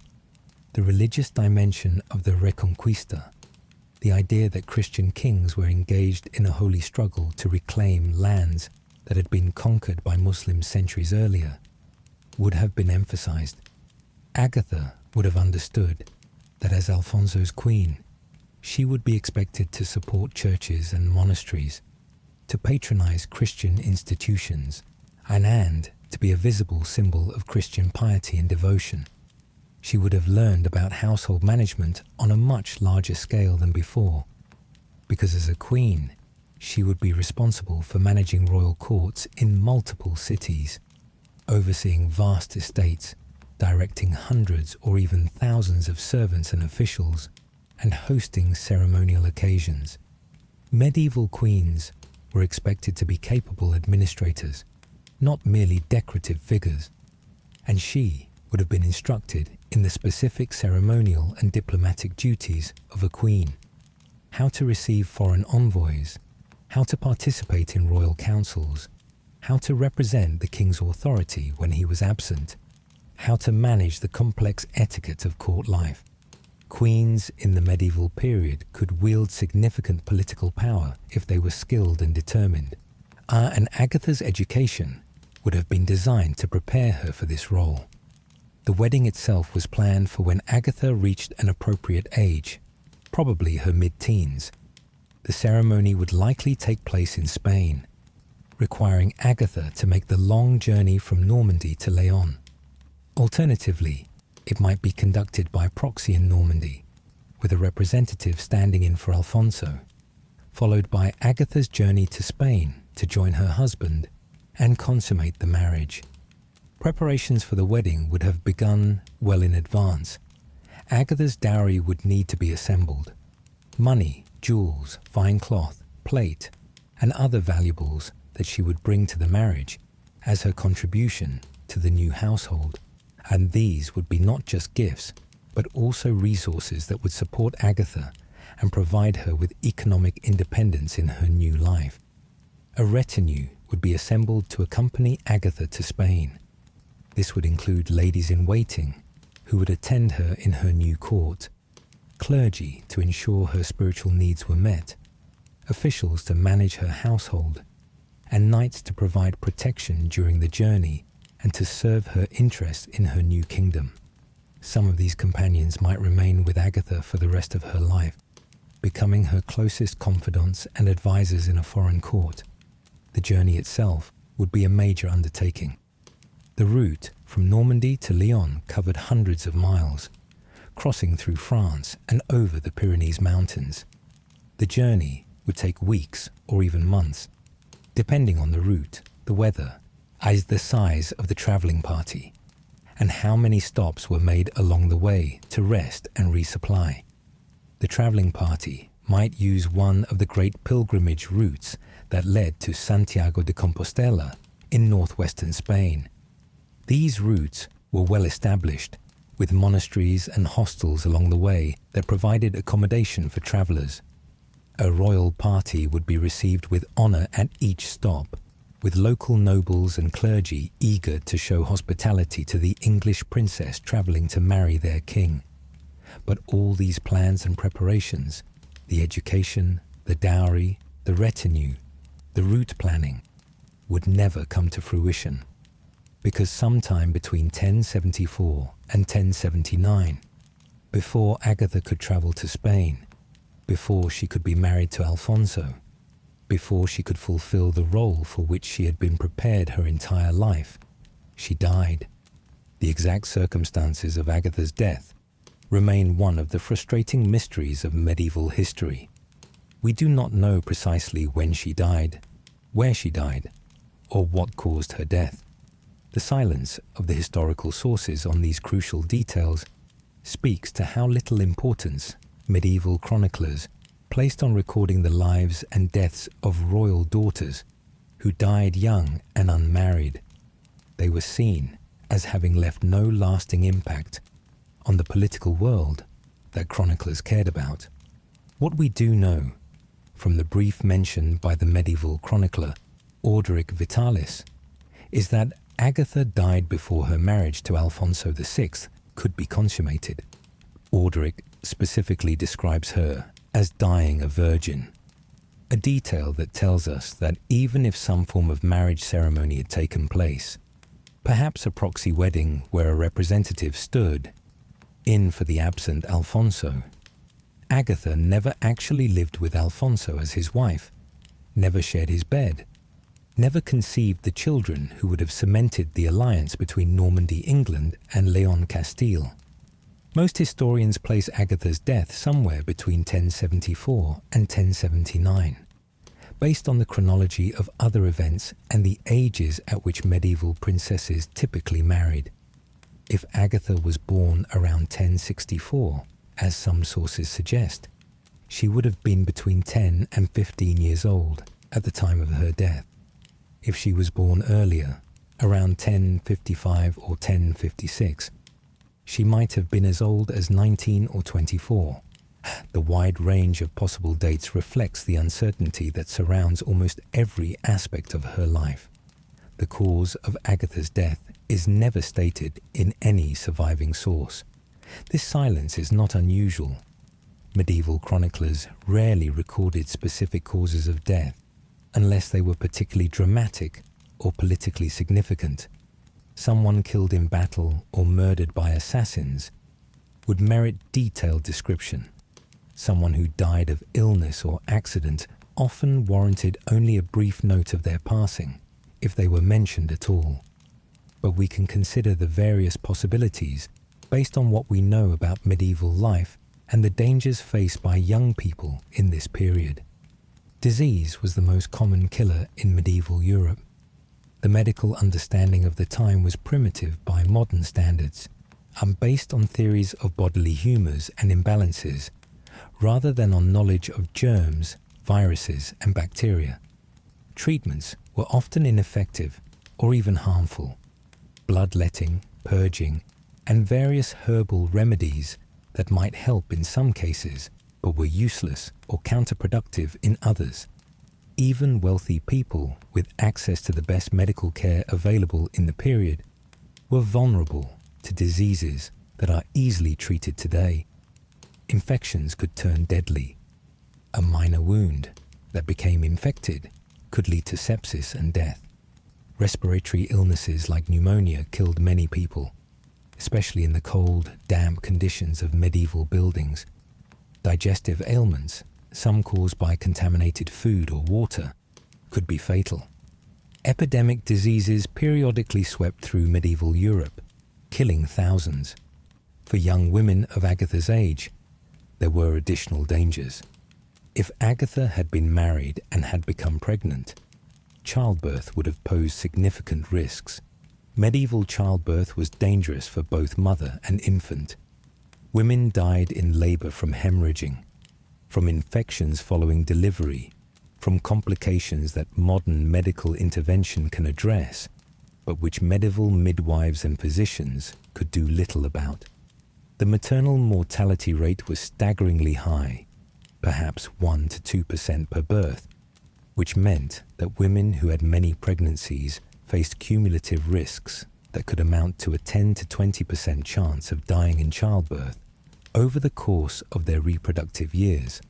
However, Orderic Vitalis' statement that Agatha died a virgin suggests that pregnancy and childbirth were not factors in her death.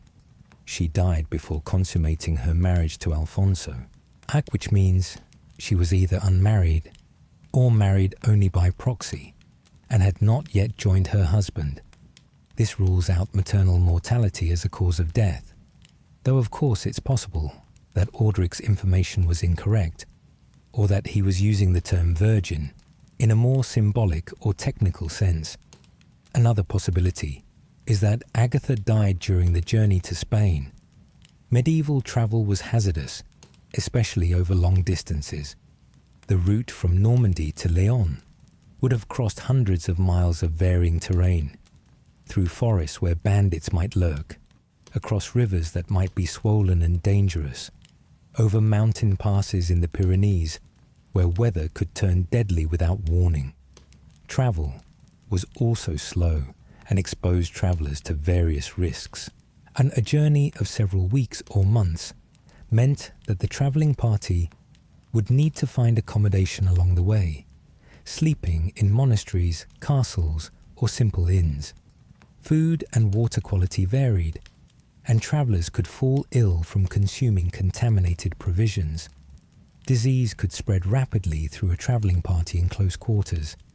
If Agatha fell ill during the journey, she would have been far from home, attended by whatever physicians or healers were available locally, without the comfort and familiarity of her own household.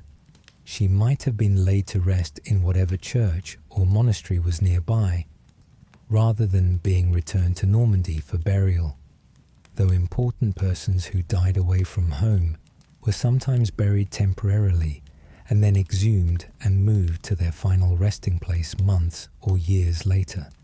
Another possibility is that Agatha died in Normandy before she ever began the journey to Spain. Perhaps she fell ill in her father's court, was tended by the ducal physicians, and died despite their best efforts.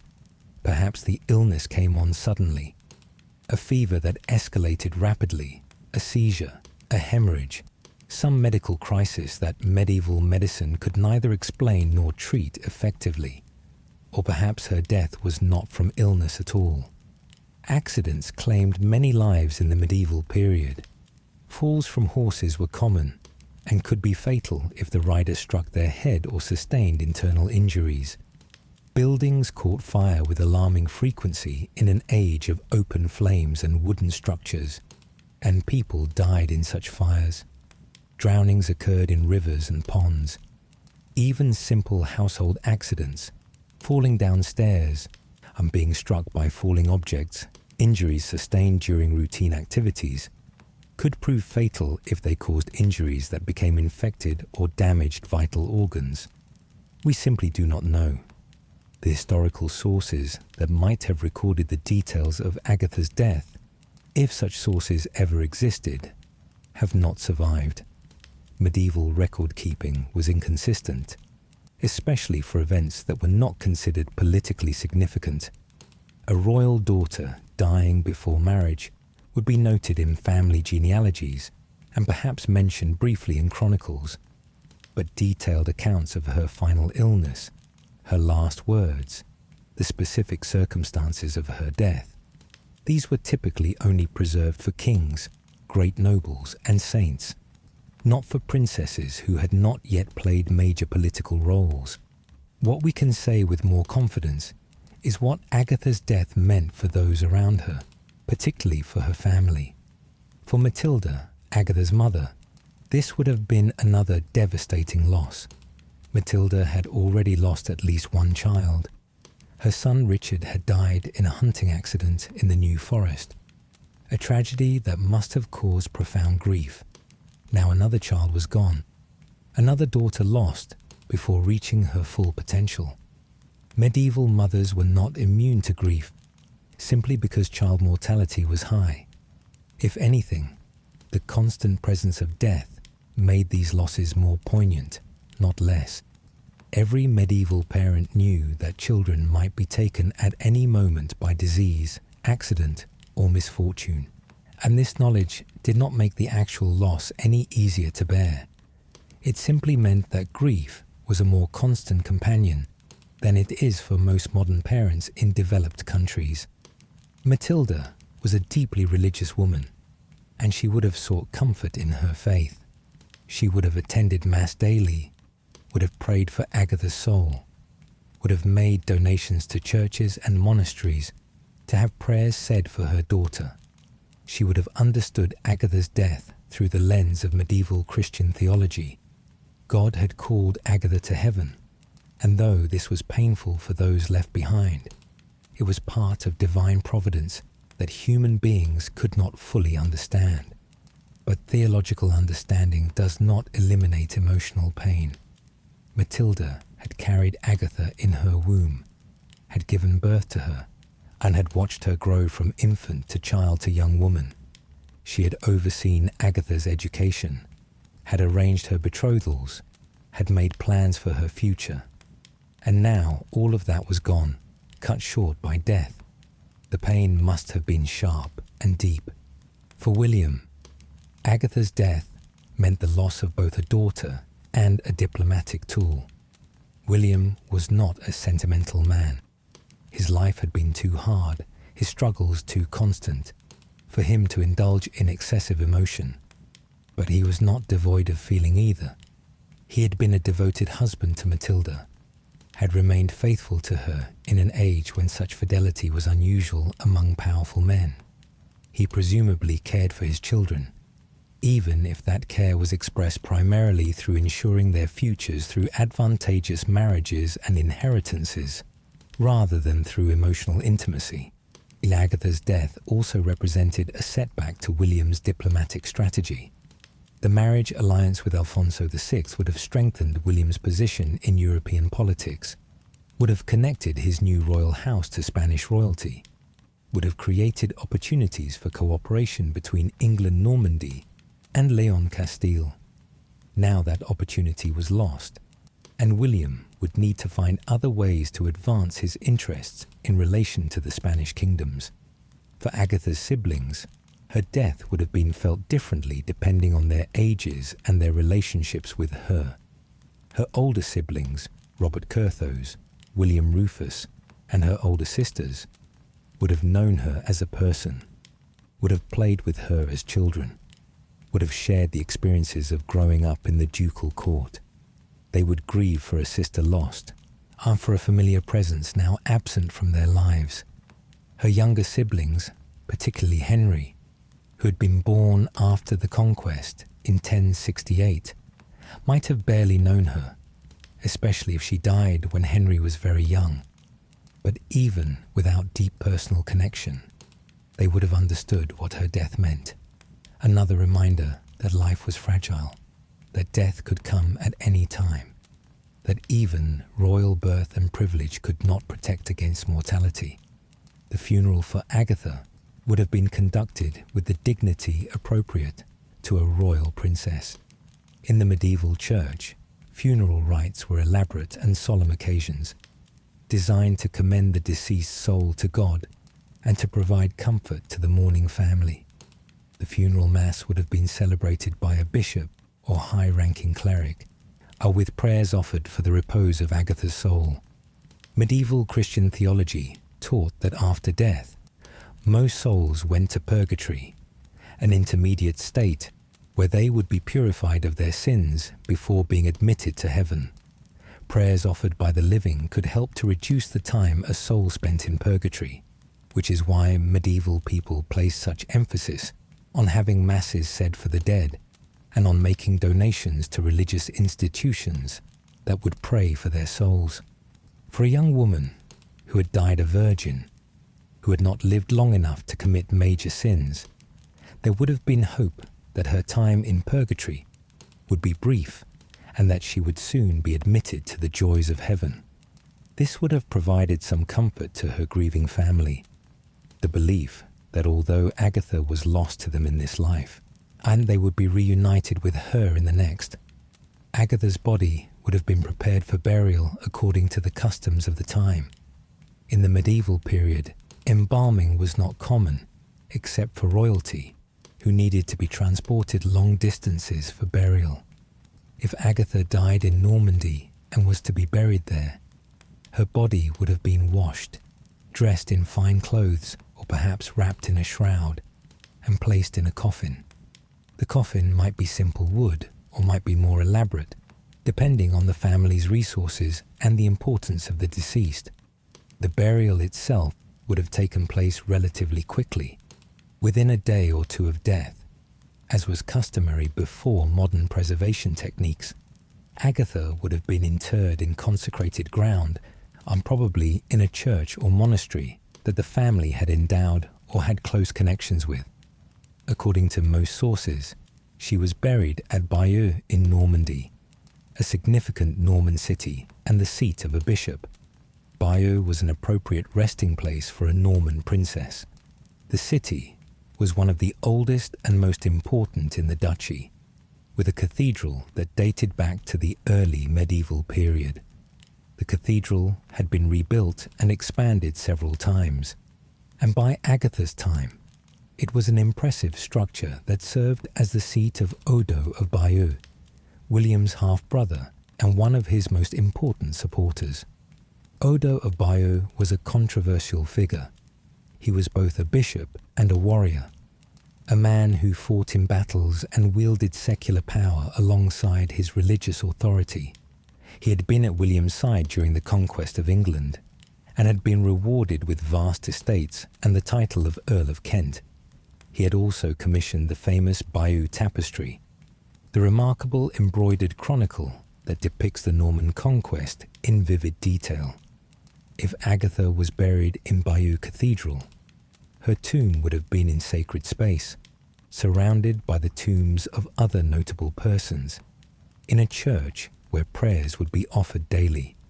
A tomb marker might have been erected, perhaps a simple stone slab with an inscription identifying her as a daughter of King William, perhaps something more elaborate with carved details or religious imagery. But the exact location of Agatha's tomb has been lost to history. The cathedral at Bayeux has been rebuilt and modified many times over the centuries. Tombs have been moved, destroyed, or forgotten. Wars, revolutions, and natural disasters have taken their toll on medieval monuments. Today, we cannot identify with certainty where Agatha was laid to rest, and her tomb, if it still exists, is unmarked and unrecognized. This loss of physical memory, the disappearance of her tomb, the lack of monuments or memorials, is itself significant. It speaks to how completely Agatha has been forgotten, how thoroughly she has been erased from historical memory. Great kings and queens have elaborate tombs that are preserved and visited by tourists. Saints have shrines where pilgrims come to pray.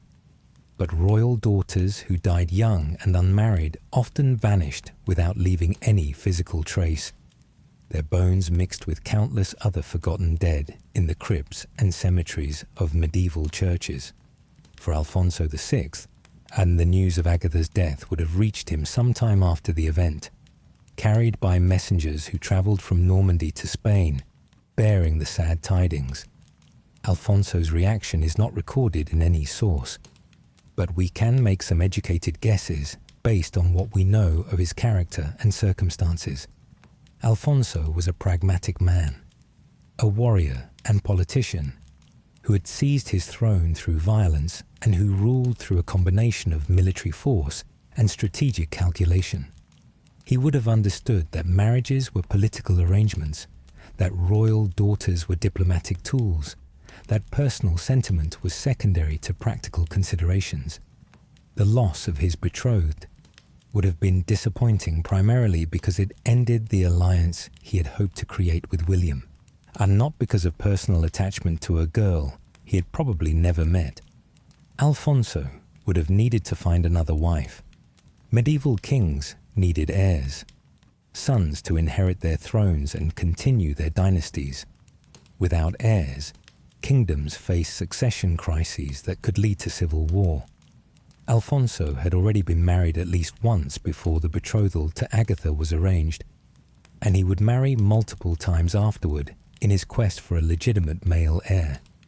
The exact number and sequence of Alfonso's marriages is debated by historians because the sources are contradictory and incomplete. But we know that over the course of his reign, Alfonso had at least 5 wives and possibly 2 additional noble consorts who were not formally married but held semi-official status. These marriages and relationships were driven by political considerations, creating alliances with different noble families, both Spanish and foreign, and by the desperate need for heirs. Alfonso's first marriage may have been to Agnes of Aquitaine, daughter of William the Eighth, Duke of Aquitaine, though some historians question whether this marriage actually took place. If it did occur, it would have been an important alliance between Leon Castile and Aquitaine, but it did not last long and produced no surviving children. His second marriage was to Constance of Burgundy, who came from the powerful ducal family of Burgundy in France. This marriage took place around 1079 or 1080, roughly the time when Agatha died, and it may have been arranged as a replacement for the failed alliance with Normandy, England. Constance brought connections to French nobility and to the reforming movements within the church. She and Alfonso had several children together, though only one daughter, Urraca, would survive to adulthood and eventually inherit Alfonso's kingdoms. Alfonso also had a relationship with Zaida, a Muslim princess who converted to Christianity. The exact nature of their relationship is debated. Some sources describe her as a wife, others as a concubine. What is clear is that she bore Alfonso a son, Sancho Alfonses, who would become his father's designated heir. This relationship shows the complex religious and cultural dynamics of medieval Spain, where Christian and Muslim royal families sometimes intermarried despite the ongoing religious conflict between their kingdoms. Alfonso's third formal marriage was to Bertha of Burgundy, the aunt of his second wife Constance. This marriage also produced no surviving children and ended relatively quickly, possibly annulled by the church. His fourth marriage was to Isabel, about whom little is known. Some historians believe Isabel and Zaida were the same person, which would explain the confusion in the sources. His fifth and final marriage was to Beatrice, who was with him when he died in 1109. But by then, Alfonso was an old man in his late 60s, and this final marriage produced no children. Throughout all these marriages and relationships, Alfonso continued his wars against Muslim powers and his internal struggles with Christian rivals. His great achievement remained the conquest of Toledo in 1085, which he captured after years of pressure and siege. And Toledo was not just militarily significant, it was symbolically crucial as the ancient capital of Visigothic Spain, the city from which Christian kings had ruled the peninsula before the Muslim conquest in the 8th century. Alfonso's capture of Toledo was a major psychological victory for Christian Spain and a devastating blow to Muslim power. But the conquest of Toledo also provoked a response that would plague Alfonso for the rest of his reign.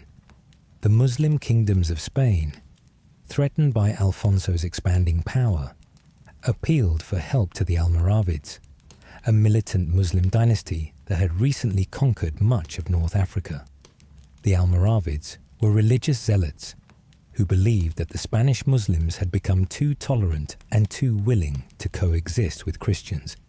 They crossed the Strait of Gibraltar with a large army in 1086 and determined to reverse Christian advances and to restore militant Islam to the peninsula. The Almoravid invasion led to the Battle of Sagayas in 1086, where Alfonso's army suffered a catastrophic defeat. Alfonso himself barely escaped with his life, and thousands of his soldiers were killed. It was one of the worst defeats suffered by a Christian army in the entire history of the Reconquista, and it effectively ended Alfonso's territorial expansion. For the remaining 2 decades of his reign, Alfonso found himself on the defensive, fighting to hold what he had conquered rather than expanding further. The Almoravids proved to be formidable opponents, disciplined, well-led, and motivated by religious fervor. They won several more victories over Alfonso's forces, and Christian Spain was thrown into crisis. The legendary warrior El Cid, Rodrigo Diaz de Vivar, played a significant role in these later wars, though his relationship with Alfonso remained complicated. El Cid had been exiled from Castile by Alfonso in the early 1080s and had subsequently carved out his own domain around Valencia, ruling as an independent warlord and playing Christian and Muslim powers against each other. He eventually reconciled with Alfonso and defended Valencia against Almoravid attacks until his death in 1099. Alfonso's final great tragedy came at the Battle of Uclés in 1108. His only legitimate son, Sancho Alfonso, the son born to Zaida, had been recognized as heir to the throne and was being prepared to succeed his father. But at Uclés, Sancho led an army against the Almoravids and was defeated and killed. Alfonso, now in his late 60s, was left without a male heir. In desperation, Alfonso arranged for his daughter Urraca to marry Alfonso I of Aragon, hoping that this union would produce a male heir and would unite the Christian kingdoms of Spain in the struggle against the Almoravids. Alfonso VI died on July 1st, 1109, at about 69 years old, having reigned for 44 years. He was buried in the monastery of Sahagún, which he had generously patronized during his lifetime. The kingdom passed to his daughter Urraca, who became Queen of Leon Castile in her own right. A rare example of a woman ruling a medieval kingdom independently, rather than merely as regent for a son or husband. But Urraca's reign would be troubled, marked by conflict with her husband Alfonso of Aragon's civil war, and continued pressure from the Almoravids. Looking back, we can see that the marriage alliance between Alfonso and Agatha, had it been completed, might have significantly altered the course of history. If Agatha had lived and married Alfonso, if she had borne him sons who survived to adulthood, those sons would have had claims to both Spanish and English Norman territories through their parentage. The political consequences of such claims are difficult to predict, but could have been substantial. At a minimum, the marriage would have created closer ties between England Normandy and Leon Castile. Norman knights might have travelled to Spain in greater numbers to participate in the Reconquista, bringing Norman military techniques and castle-building expertise. Cultural exchange between the two realms might have been more extensive. Diplomatic cooperation might have led to coordinated efforts against Muslim powers or against common rivals. But speculation about what might have been, however interesting, remains just that, speculation. The reality is that Agatha died young, the marriage never took place, and the potential alliance was never realized. Alfonso went on to marry other women, to father other children, to continue his wars and his reign without Norman support, and the Norman English royal house built its alliances with other families, pursuing its interests through different channels. Back in Normandy and England, Agatha's family continued their lives, carrying the grief of her loss, but unable to dwell on it for long. The demands of ruling kingdoms and duchies left little time for prolonged mourning. Matilda, Agatha's mother, lived for several more years after her daughter's death. She continued to serve as William's partner in governance, managing affairs in Normandy when William was in England, participating in major political decisions, and acting as a patron of religious institutions. but Matilda's health began to decline in the early 1080s. The exact nature of her illness is not recorded, but by 1083 it was clear that she was dying. William rushed to Normandy to be with his wife in her final days, a testament to the genuine affection between them, as kings rarely interrupted important business to attend deathbeds unless the deceased was someone they truly cared about. Matilda died on November 2nd, 1083, at approximately 52 years old. She was buried in the Abbey of Sainte Trinité in Caen, the abbey she had founded as part of the penance for her consanguineous marriage to William decades earlier. Her tomb became a site of veneration. Banned, she was remembered as a capable queen, a devoted Christian, and a patron of the church. William was devastated by Matilda's death. According to contemporary accounts, he mourned deeply and genuinely, withdrawing from public business for a time to grieve. Their marriage had lasted more than 30 years, had produced at least 9 children who survived to adulthood, and had been, by all accounts, a partnership of affection as well as political convenience. William would never remarry, unusual for a king who might have been expected to seek another wife to provide additional heirs or political alliances. The death of Matilda meant that Agatha's surviving siblings had now lost both their sister and their mother. The family that had been united in the ducal court of Normandy was now scattered and diminished. Robert Curthose, Agatha's eldest son, had already broken with his father and was in rebellion, leading to years of conflict between father and son. The younger brothers, William Rufus and Henry, remained loyal to their father, but competed with each other for position and favour. William the Conqueror himself would survive his wife by only 4 years. In 1087, while conducting a military campaign near Mantes in France, William's horse stumbled over embers from a burning building. William, heavily armoured and overweight in his later years, was thrown violently against the pommel of his saddle. The impact caused internal injuries, probably rupturing his intestines or causing severe internal bleeding. William was carried back to Rouen, to the priory of Saint-Gervais, where he lingered for several weeks in great pain. He knew he was dying, and he used his final weeks to make arrangements for the succession. He confirmed Robert Curthose as Duke of Normandy, though he was clearly unhappy about leaving the duchy to a son who had rebelled against him.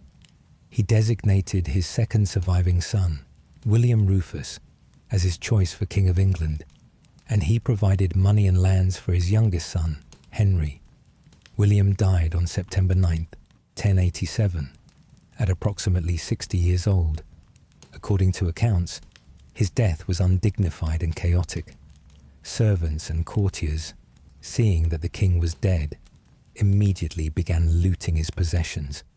His body was initially abandoned, and only a knight who had been his servant undertook to have the body transported to Caen for burial.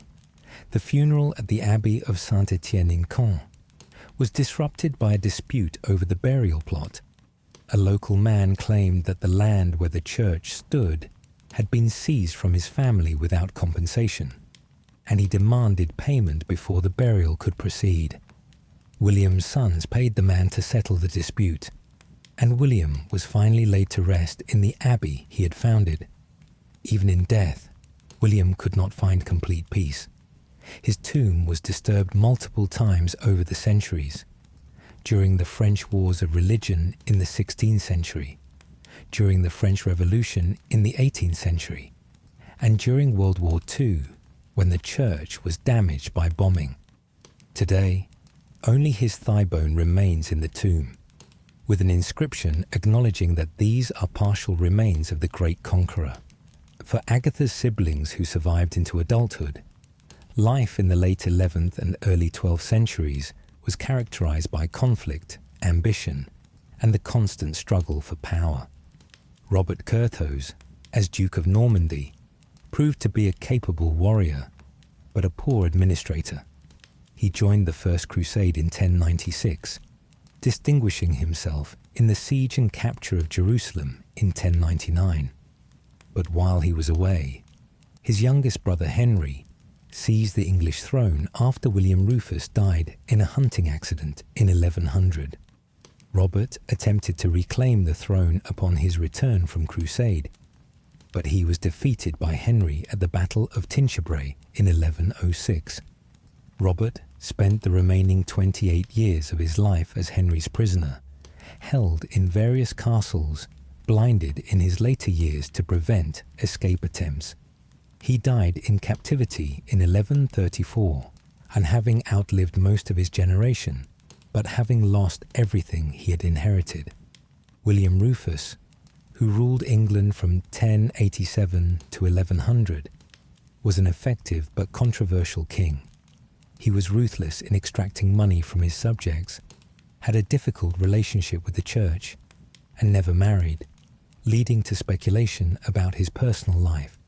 His death in a hunting accident in the New Forest, shot by an arrow that may or may not have been fired accidentally, remains mysterious, with some historians suggesting that his younger brother Henry may have arranged his assassination. Henry I, who ruled England from 1100 to 1135 and also seized control of Normandy after defeating Robert, proved to be an effective and capable king. He earned the nickname Beauclerc, Good Clerk, because of his administrative abilities and his literacy, which was uncommon among warriors of his generation. He married Edith of Scotland, who was descended from the Old English royal line, thus reconciling Norman and English claims to the throne. Henry fathered at least 25 children, one of the largest numbers of acknowledged children of any English king, though only 2 were legitimate. His legitimate son, William Adelin, died in the White Ship disaster of 1120, leaving Henry without a male heir. Henry designated his daughter, another Matilda, as his heir, but after his death in 1135, his nephew Stephen of Blois, son of Agatha's sister Adela, seized the throne, plunging England into civil war. Agatha's sisters, who survived to adulthood, also played significant historical roles, even though they remain less famous than their brothers. Cecilia, who had entered the Abbey of Sainte Trinité as a child, rose to become its abbess, serving in that role from 1112 until her death in 1127. As abbess of one of the most important monasteries in Normandy, Cecilia wielded considerable religious and economic power, managing vast estates, making judicial decisions, and serving as an important figure in Norman religious life. Constance married Alan IV, Duke of Brittany, creating an alliance between Normandy and Brittany. She had several children, but her marriage was reportedly unhappy, and she may have been murdered or driven to suicide by her husband after years of abuse. Different sources tell different versions of her tragic end. Adela married Stephen, Count of Blois, and became one of the most remarkable women of her generation. After her husband died during the First Crusade, he had left the crusade before it reached Jerusalem, and his desertion was considered shameful. Adela effectively ruled Blois during her son's minority. She was an educated, capable woman who participated actively in the politics of France and Normandy. Her son Stephen would eventually become King of England, and her descendants would play crucial roles in English and French history for generations. Through these siblings and their descendants, the family that Agatha was born into would leave an indelible mark on European history. The Norman Conquest fundamentally transformed England, shaping its language, its legal system, its architecture, and its culture. The castles that William's followers built still dot the English countryside. The Domesday Book remains one of the most important historical documents from medieval England. Norman French influenced the English language so profoundly that English became a hybrid language, with vocabulary drawn from both Germanic and Romance sources. But Agatha, who died young and left no children, did not share in this legacy. She appears in the historical record as barely more than a name, a footnote in genealogies, a brief mention in a few chronicles. The marriage that might have connected two great royal houses never took place. The children she might have borne were never conceived. The political alliance she was meant to create never materialized. One of the most frustrating aspects of researching Agatha's life is the fundamental question of whether she existed at all as a separate individual. And this may seem like a strange question to ask about a person who is documented in several medieval sources, but the contradictions and confusions in those sources are significant enough that some modern historians have questioned whether Agatha was a real, distinct daughter of William the Conqueror, or whether she is a confused reference to another daughter, particularly Adeliza, also called Adelida. The evidence for Agatha's existence as a separate daughter rests primarily on the testimony of Orderic Vitalis, a chronicler who wrote in the early 12th century, several decades after Agatha would have died.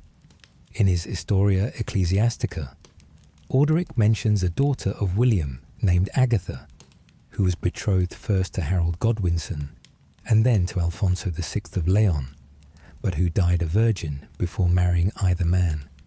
However, in other passages of his own work, Orderic seems to confuse details about William's daughters.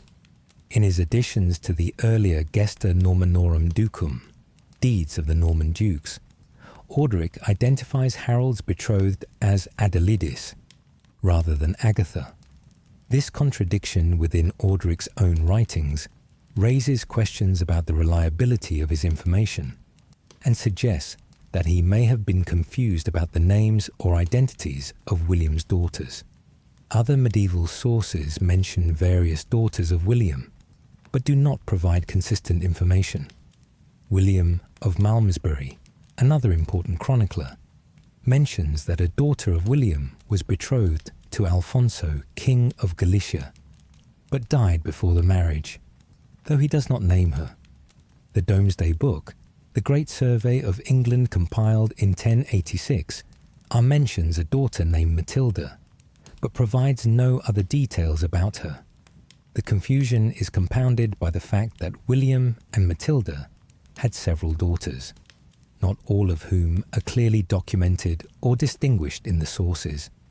We know with certainty about Cecilia, who became abbess of Caen, and Adela, who married Stephen of Blois and became mother to King Stephen of England. But the sources mention other daughters whose identities and fates are less clear. Adeliza or Adelida, possibly Agatha, possibly one or more other daughters whose names have not been preserved. Some historians examining this confused evidence have concluded that Adeliza and Agatha were probably the same person, and that the different names represent either variant spellings, different sources of information, or scribal errors.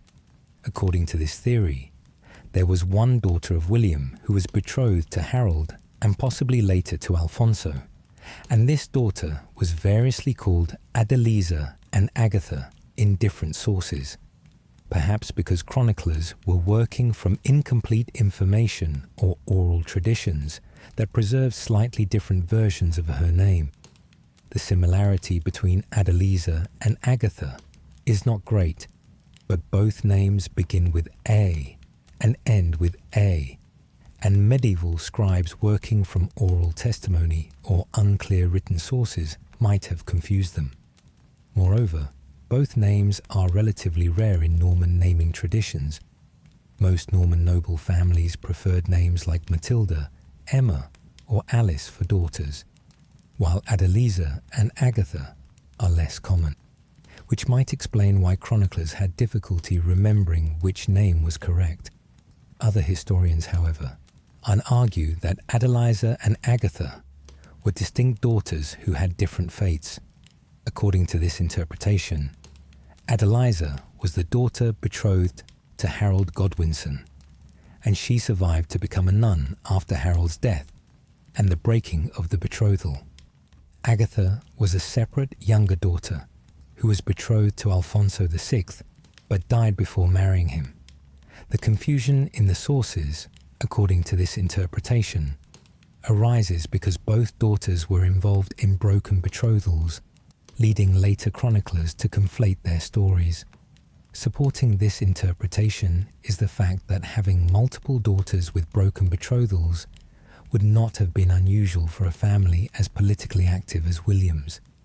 Royal marriages were frequently negotiated, broken off, and renegotiated as political circumstances changed.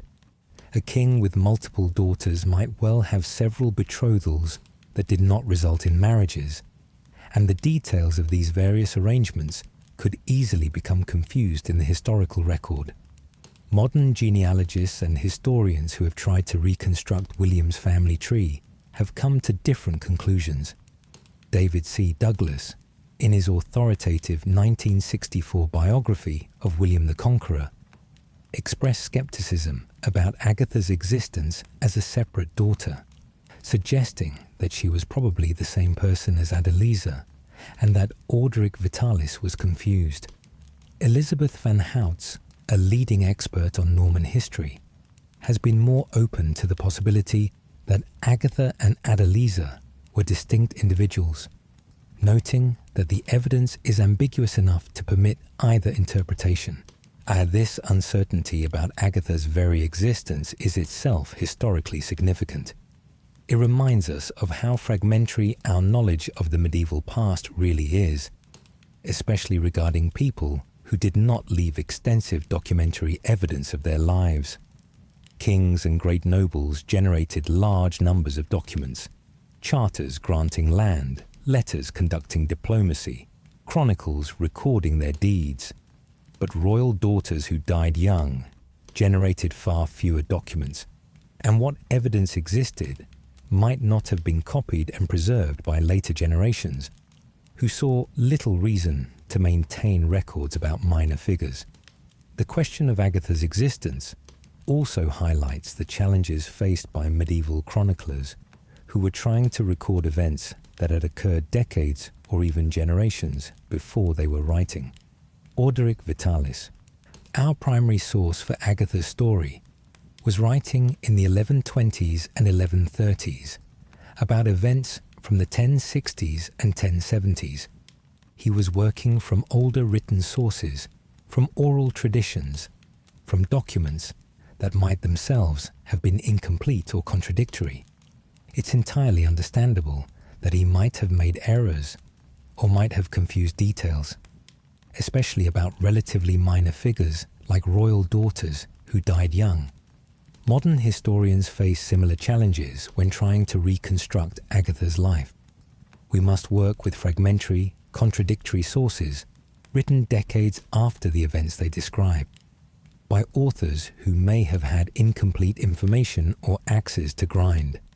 We must try to distinguish between fact and legend, between reliable testimony and confusion or deliberate distortion. And we must acknowledge the limits of our knowledge. There are many things about Agatha's life that we simply cannot know with certainty, and there are legitimate questions about whether she existed at all as a separate individual. For the purposes of this narrative, I have chosen to treat Agatha as a real, distinct daughter of William the Conqueror, following the testimony of Orderic Vitalis and other sources that mention her by name. But I acknowledge that this is one interpretation of ambiguous evidence, and that other historians have come to different conclusions. Whether Agatha was a separate person or was the same individual as Adeliza, whether she was betrothed to both Harold and Alfonso or to only one of them, whether she died around 1074 or 1079 or some other year, all these details remain uncertain. What is certain is that the story attributed to Agatha, whether she was a distinct individual or was conflated with another daughter in the sources, represents a reality of medieval life. Royal daughters were used as diplomatic tools, betrothed to foreign princes and kings as part of strategic alliances. These betrothals were often broken when political circumstances changed. Many royal daughters died young, before they could fulfill the roles for which they had been prepared, and most left little trace in the historical record, appearing only as names in genealogies or brief mentions in chronicles. This pattern of historical invisibility was particularly acute for medieval women who did not become queens, regents, or abbesses. A woman who married a king and bore him an heir who became king would be remembered, because she was part of the genealogical line that historians cared about. A woman who became a queen and ruled as regent during her son's minority would be remembered because she exercised political power. A woman who became an abbess of a major monastery would be remembered because monasteries kept careful records and because abbesses were important figures in the religious and economic life of their regions. But a princess who died young and unmarried, she had no descendants to remember her, no political achievements to be recorded, no religious institution to preserve her memory. She might warrant a brief mention in family genealogies, might be listed among her siblings in a chronicle, but she would not be the subject of detailed biographical accounts. And as centuries passed, as records were lost or destroyed, as copies were made and errors crept in, even those brief mentions might become confused, contradictory, or disappear altogether. This process of historical forgetting has affected countless medieval women and countless medieval people of all genders and social ranks. The vast majority of human beings who have ever lived have left no trace in the historical record. Their names are unknown, their lives undocumented, their experiences and perspectives lost forever. Even among the privileged classes who were more likely to be documented, most individuals appear only fleetingly in the sources or not at all. Modern historians have worked to recover the experiences of these forgotten people through new methodologies and new types of sources. Social historians look at records of ordinary life, tax documents, court records, wills, our letters, to reconstruct the experiences of common people. Women's historians have developed sophisticated techniques for reading traditional sources against the grain, finding evidence of women's lives and agency even in documents that were primarily concerned with male activities. Archaeological evidence provides information about how people actually lived, complementing and sometimes contradicting the documentary record. But for an individual like Agatha, if she existed as a separate person, these methodologies can only accomplish so much.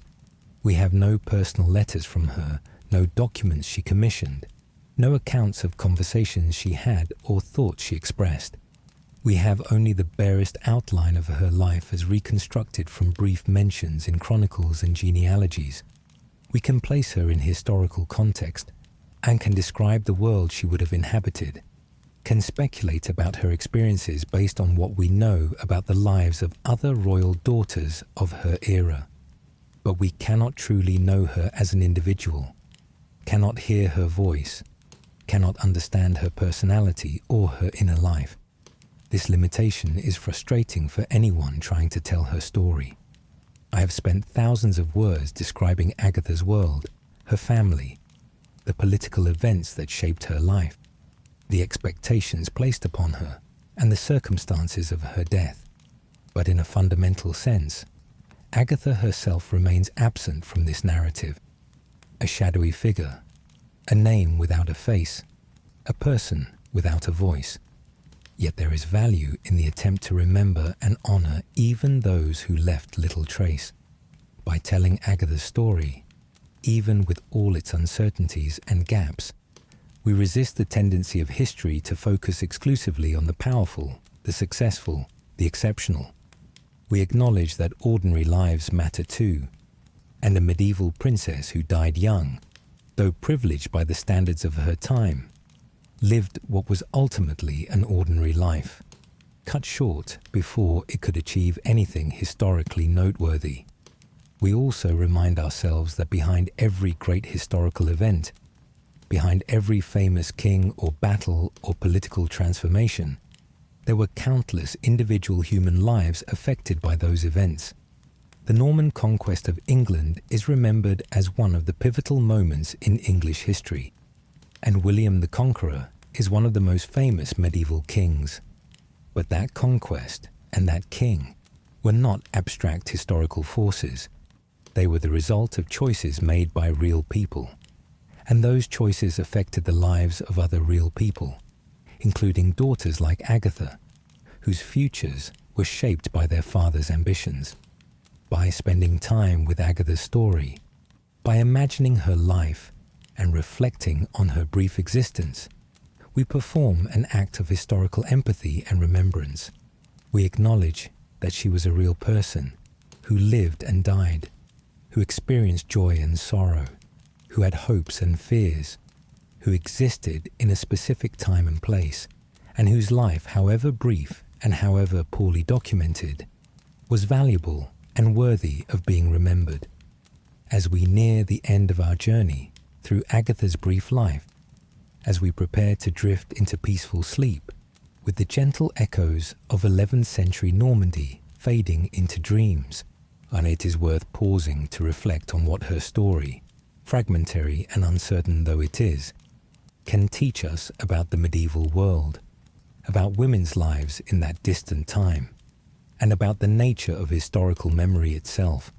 Agatha's experience, whether she existed as a distinct individual or whether her story was conflated with that of her sister Adeliza, represents a pattern that was tragically common in medieval Europe. Royal daughters were born into privilege and power, yes, but that privilege came with heavy expectations and limited choices. From birth, they were understood to be diplomatic assets, their primary value lying in their potential to create alliances through marriage, rather than in their individual talents, personalities, or desires. The education these young women received was designed to prepare them for this role. They learned to manage large households, to conduct themselves with dignity in ceremonial settings, to navigate the complex social hierarchies of medieval courts. They were taught reading and writing in Latin and French, music and needlework, religious devotion and charitable works. All of this education had a purpose: to make them suitable wives for foreign kings and princes, capable of representing their natal families with honor while serving their husbands' interests with competence. But underlying all this preparation was a fundamental uncertainty. A princess might be betrothed as a child, spending years preparing for a marriage that would send her to a distant land, only to see that betrothal broken when political circumstances changed. She might be married in her early teens to a much older man and expected to bear children before her body was fully mature. She might die in childbirth, that constant threat that hung over every medieval woman, but was especially acute for young brides expected to produce heirs as quickly as possible. Or, like Agatha, she might die before her marriage ever took place, before she could fulfill the purpose for which she had been raised, leaving behind barely a trace of her existence. Medieval mortality rates were staggeringly high, especially for children and young adults. Disease, accidents, and the dangers of childbirth claimed lives with ruthless frequency. Royal birth and privileged status provided some advantages: better food, warmer clothing, yet access to medical care such as it was. But they could not protect against the diseases and misfortunes that medieval medicine could neither understand nor treat effectively. For every woman like Eleanor of Aquitaine, who lived to old age, who married 2 kings and played a major role in the politics of her era, who left extensive documentary evidence of her activities and whose story can be told in rich detail. There were dozens like Agatha who died young and unmarried, who left barely a mention in the chronicles, whose stories have been almost entirely lost to time. This pattern of loss and forgetting reminds us of an important truth about history. The past we can access through surviving documents and archaeological evidence, represents only a tiny fraction of the human experience that actually occurred. For every person whose life is well documented, there were thousands whose lives went unrecorded. For every event that chroniclers deemed worthy of detailed description, there were countless other moments of joy, sorrow, courage, and suffering that no one thought to write down or that were written down in documents that have since been lost. Medieval chroniclers focused primarily on events they considered historically significant: wars, political successions, religious developments, the deeds of kings and great nobles. They paid less attention to women's lives unless those women played major political roles. They rarely recorded the everyday experiences of common people. They did not think to preserve the kinds of personal details that modern biographers value: how people felt about their circumstances, what their relationships were like, what made them laugh or cry, what they dreamed about or feared. This means that when we try to tell the story of someone like Agatha, we are constantly running up against the limits of what can be known. We can describe the world she inhabited, can outline the political events that shaped her family's fortunes, can explain the social expectations placed upon her. But we cannot truly know her as an individual person. We cannot hear her voice, cannot understand her personality, cannot access her inner emotional life. Yet there is something valuable in the attempt, in the act of historical imagination, that tries to see beyond the bare facts to the human being they represent.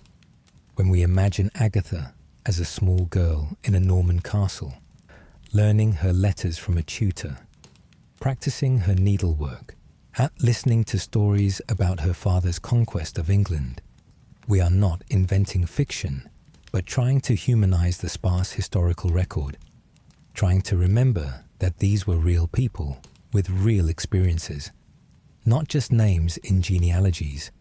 When we imagine her hearing the news that her first betrothed had betrayed her father, that he had died at Hastings, that she would now be promised to a Spanish king she had never met, we are trying to acknowledge the emotional complexity of a life shaped by forces beyond her control, a life lived in the shadow of her father's ambitions and her family's political necessities. When we imagine her final illness, whatever it was that took her life in her teenage years, we are trying to honor the countless young people throughout history who died before they could fulfill their potential, and whose stories ended before they truly began, whose deaths left grief and loss for those who loved them, even if those deaths left barely a ripple in the broader stream of historical events. Medieval people understood mortality in ways that we, living in the developed world in the 21st century, often do not. They lived with the constant presence of death. Infant mortality was so high that many babies did not survive their first year. Childhood diseases claimed many more before adulthood. Women died in childbirth with frightening regularity. Accidents, violence, and untreatable illnesses took people of all ages. Life expectancy was perhaps 30 to 40 years for those who survived childhood, far lower than what we expect today.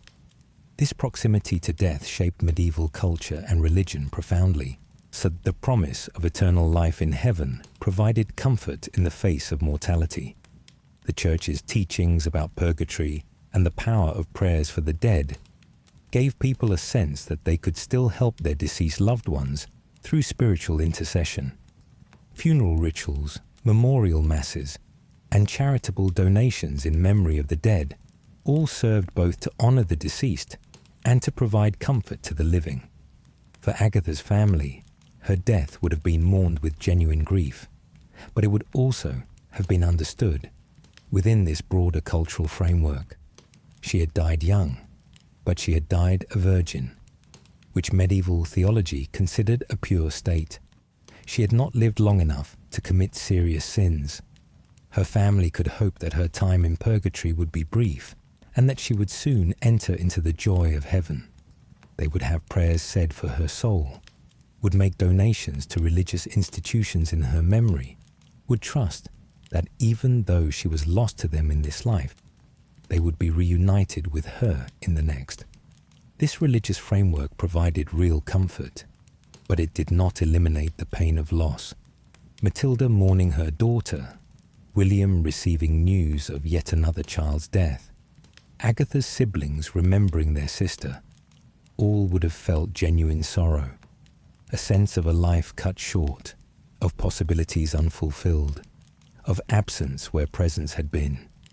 As we contemplate Agatha's story from the distance of nearly 1,000 years, we can feel our own form of sorrow for this long-dead young woman. Not the raw, immediate grief of those who knew and loved her, but a gentler sadness for a life that seems to have mattered so little to the historical record, for a person who existed and then vanished, leaving barely a trace. But perhaps there is also something comforting in Agatha's story, something that speaks to the human condition across the centuries.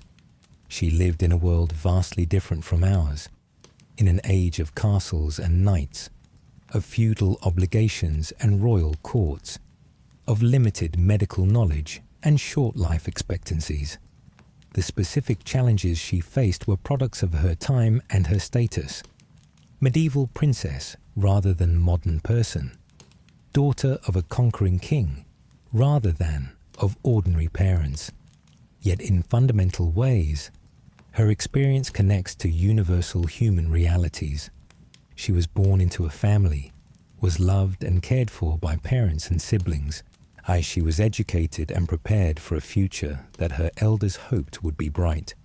She lived in a specific time and place, surrounded by the sights and sounds and smells of her particular world. She faced uncertainties about her future. She died young, leaving grief for those who survived her.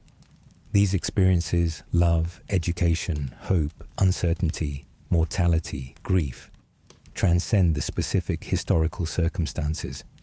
They are part of what it means to be human, whether in the 11th century or the 21st, whether in a Norman castle or a modern home, whether as a princess or as a common person.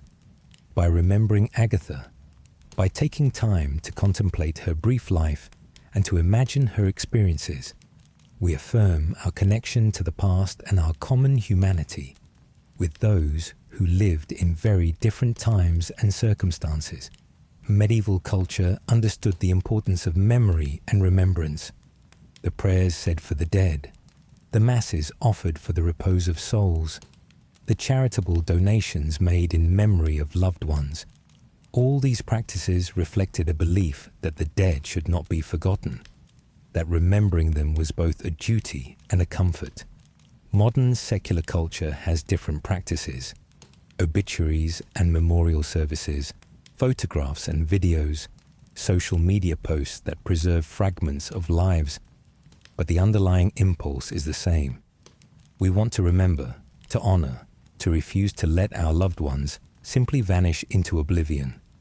Agatha has been largely forgotten by history.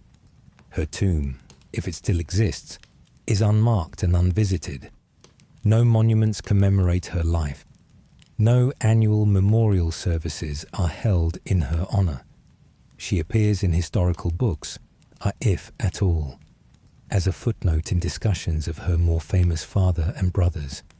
For nearly 1,000 years, she has been little more than a name in genealogies, a brief mention in a few medieval chronicles, a puzzle for historians trying to sort out the confusing evidence about William the Conqueror's daughters. But tonight, on this quiet evening as you prepare for sleep, Agatha has been remembered. Her story, fragmentary and uncertain though it is, has been told once more. We have spent hours contemplating her life, imagining her world, reflecting on her brief existence.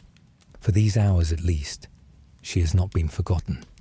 She has been brought back from the shadows of history, has been given voice and presence, has been honored as a real person whose life, however brief, had value and meaning. This act of remembrance, small though it may be, matters. It resists the tendency of history to focus only on the powerful and the successful. It acknowledges that ordinary lives, and the life of a princess who died young, though privileged, was in many ways an ordinary life, deserved to be remembered too. It affirms that every person who has ever lived was a unique individual, with their own experiences and perspectives, worthy of respect and honor, even if they left no great achievements behind. As you drift off to sleep now, perhaps you might carry with you an awareness of the countless lives like Agatha's that have unfolded across the centuries, lives that were real and meaningful to those who lived them, even if they left little trace for historians to find. You might reflect on how your own life, however ordinary or extraordinary it may seem, it is part of that vast tapestry of human experience stretching back through time. You might consider how the world you inhabit, with all its modern conveniences and technologies, its different social structures and values, is built upon the foundations laid by countless generations who came before, including people like Agatha and her family who lived nearly 1,000 years ago. The languages we speak, the laws that govern us, the cultures we participate in, all have been shaped by historical processes that included these long-ago lives. And perhaps, as you settle into sleep, you might find some comfort in the continuity of human experience across time. The medieval world was different in so many ways from our own. Yet medieval people loved and grieved, hoped and feared, struggled and endured, just as we do. They formed families and friendships, pursued their goals as best they could within the constraints of their circumstances, faced mortality with whatever courage and faith they could muster. Agatha's story, brief and incomplete though it is, reminds us of these fundamental human continuities. She was born into a specific historical moment, shaped by forces far beyond her control. Her father's ambitions, the political circumstances of 11th century Europe, the social expectations placed on royal daughters, the medical limitations of her era. But within those constraints, she was a person, an individual, someone who laughed and cried, who experienced the world through her own unique consciousness, who mattered to those who knew her. Let us honor her memory by acknowledging her existence, by taking time to contemplate her life, by refusing to let her be completely forgotten. And let us extend that same courtesy of remembrance to all those others, the countless millions throughout history whose stories have been lost, whose names are unknown, who lived and died leaving barely a trace, but who were, each one a unique and irreplaceable human being. As the gentle whispers of history fade into silence, as the 11th century recedes into the deep past where it belongs, as Agatha returns to her rest in whatever forgotten grave holds her remains, let us ourselves turn to rest. The long day is ending. The candles are guttering low. The stone walls of the castle grow cold as night deepens, and in the darkness we can almost hear the soft breathing of a sleeping household, of people resting after the labours and concerns of their day, of lives being lived in their own time and place. Sleep well, dear Agatha, wherever you may rest. Your story has been told once more. You have been remembered, and though centuries have passed and will continue to pass, though your tomb is lost and your very existence is questioned by historians, you lived, you were real, you mattered, and tonight you have not been forgotten. Sweet dreams, dear listener. May the gentle echoes of medieval Normandy, the soft images of castles and courts, the quiet story of a princess who lived so briefly, all carry you peacefully into restful sleep. Let the weight of the day fall away. Let your breathing slow and deepen. Let your mind settle into the quiet darkness that leads to dreams. Good night, sleep well, and may you wake refreshed, having rested in the company of those who lived long ago, but who were, in the end, not so different from us. Thank you for joining us on this peaceful journey through the life of Agatha of Normandy, daughter of William the Conqueror, a young princess whose brief life touched 3 kingdoms, yet left barely a trace in history. We've travelled together through the world of 11th century Europe, through the drama of the Norman Conquest, through the complexities of medieval royal life, and through the quiet tragedy of a life cut short before it could truly begin. If you enjoyed this soothing historical tale and found yourself drifting peacefully towards sleep, please take a moment to like this video and leave a gentle comment sharing your thoughts about Agatha's story, or perhaps suggesting other historical figures from medieval history you'd like us to explore in future episodes of Sleepy Crown. Subscribe to our channel to join our growing family of dreamers and history lovers, and press the notification bell to be gently reminded when we release new sleep-friendly documentaries. Your support helps us continue creating these calming journeys through history's quiet corners. Until we meet again in another peaceful tale from the past, sleep well, dream sweetly, and remember that every life, however brief and however forgotten, once mattered to someone. Good night from all of us at Sleepy Crown.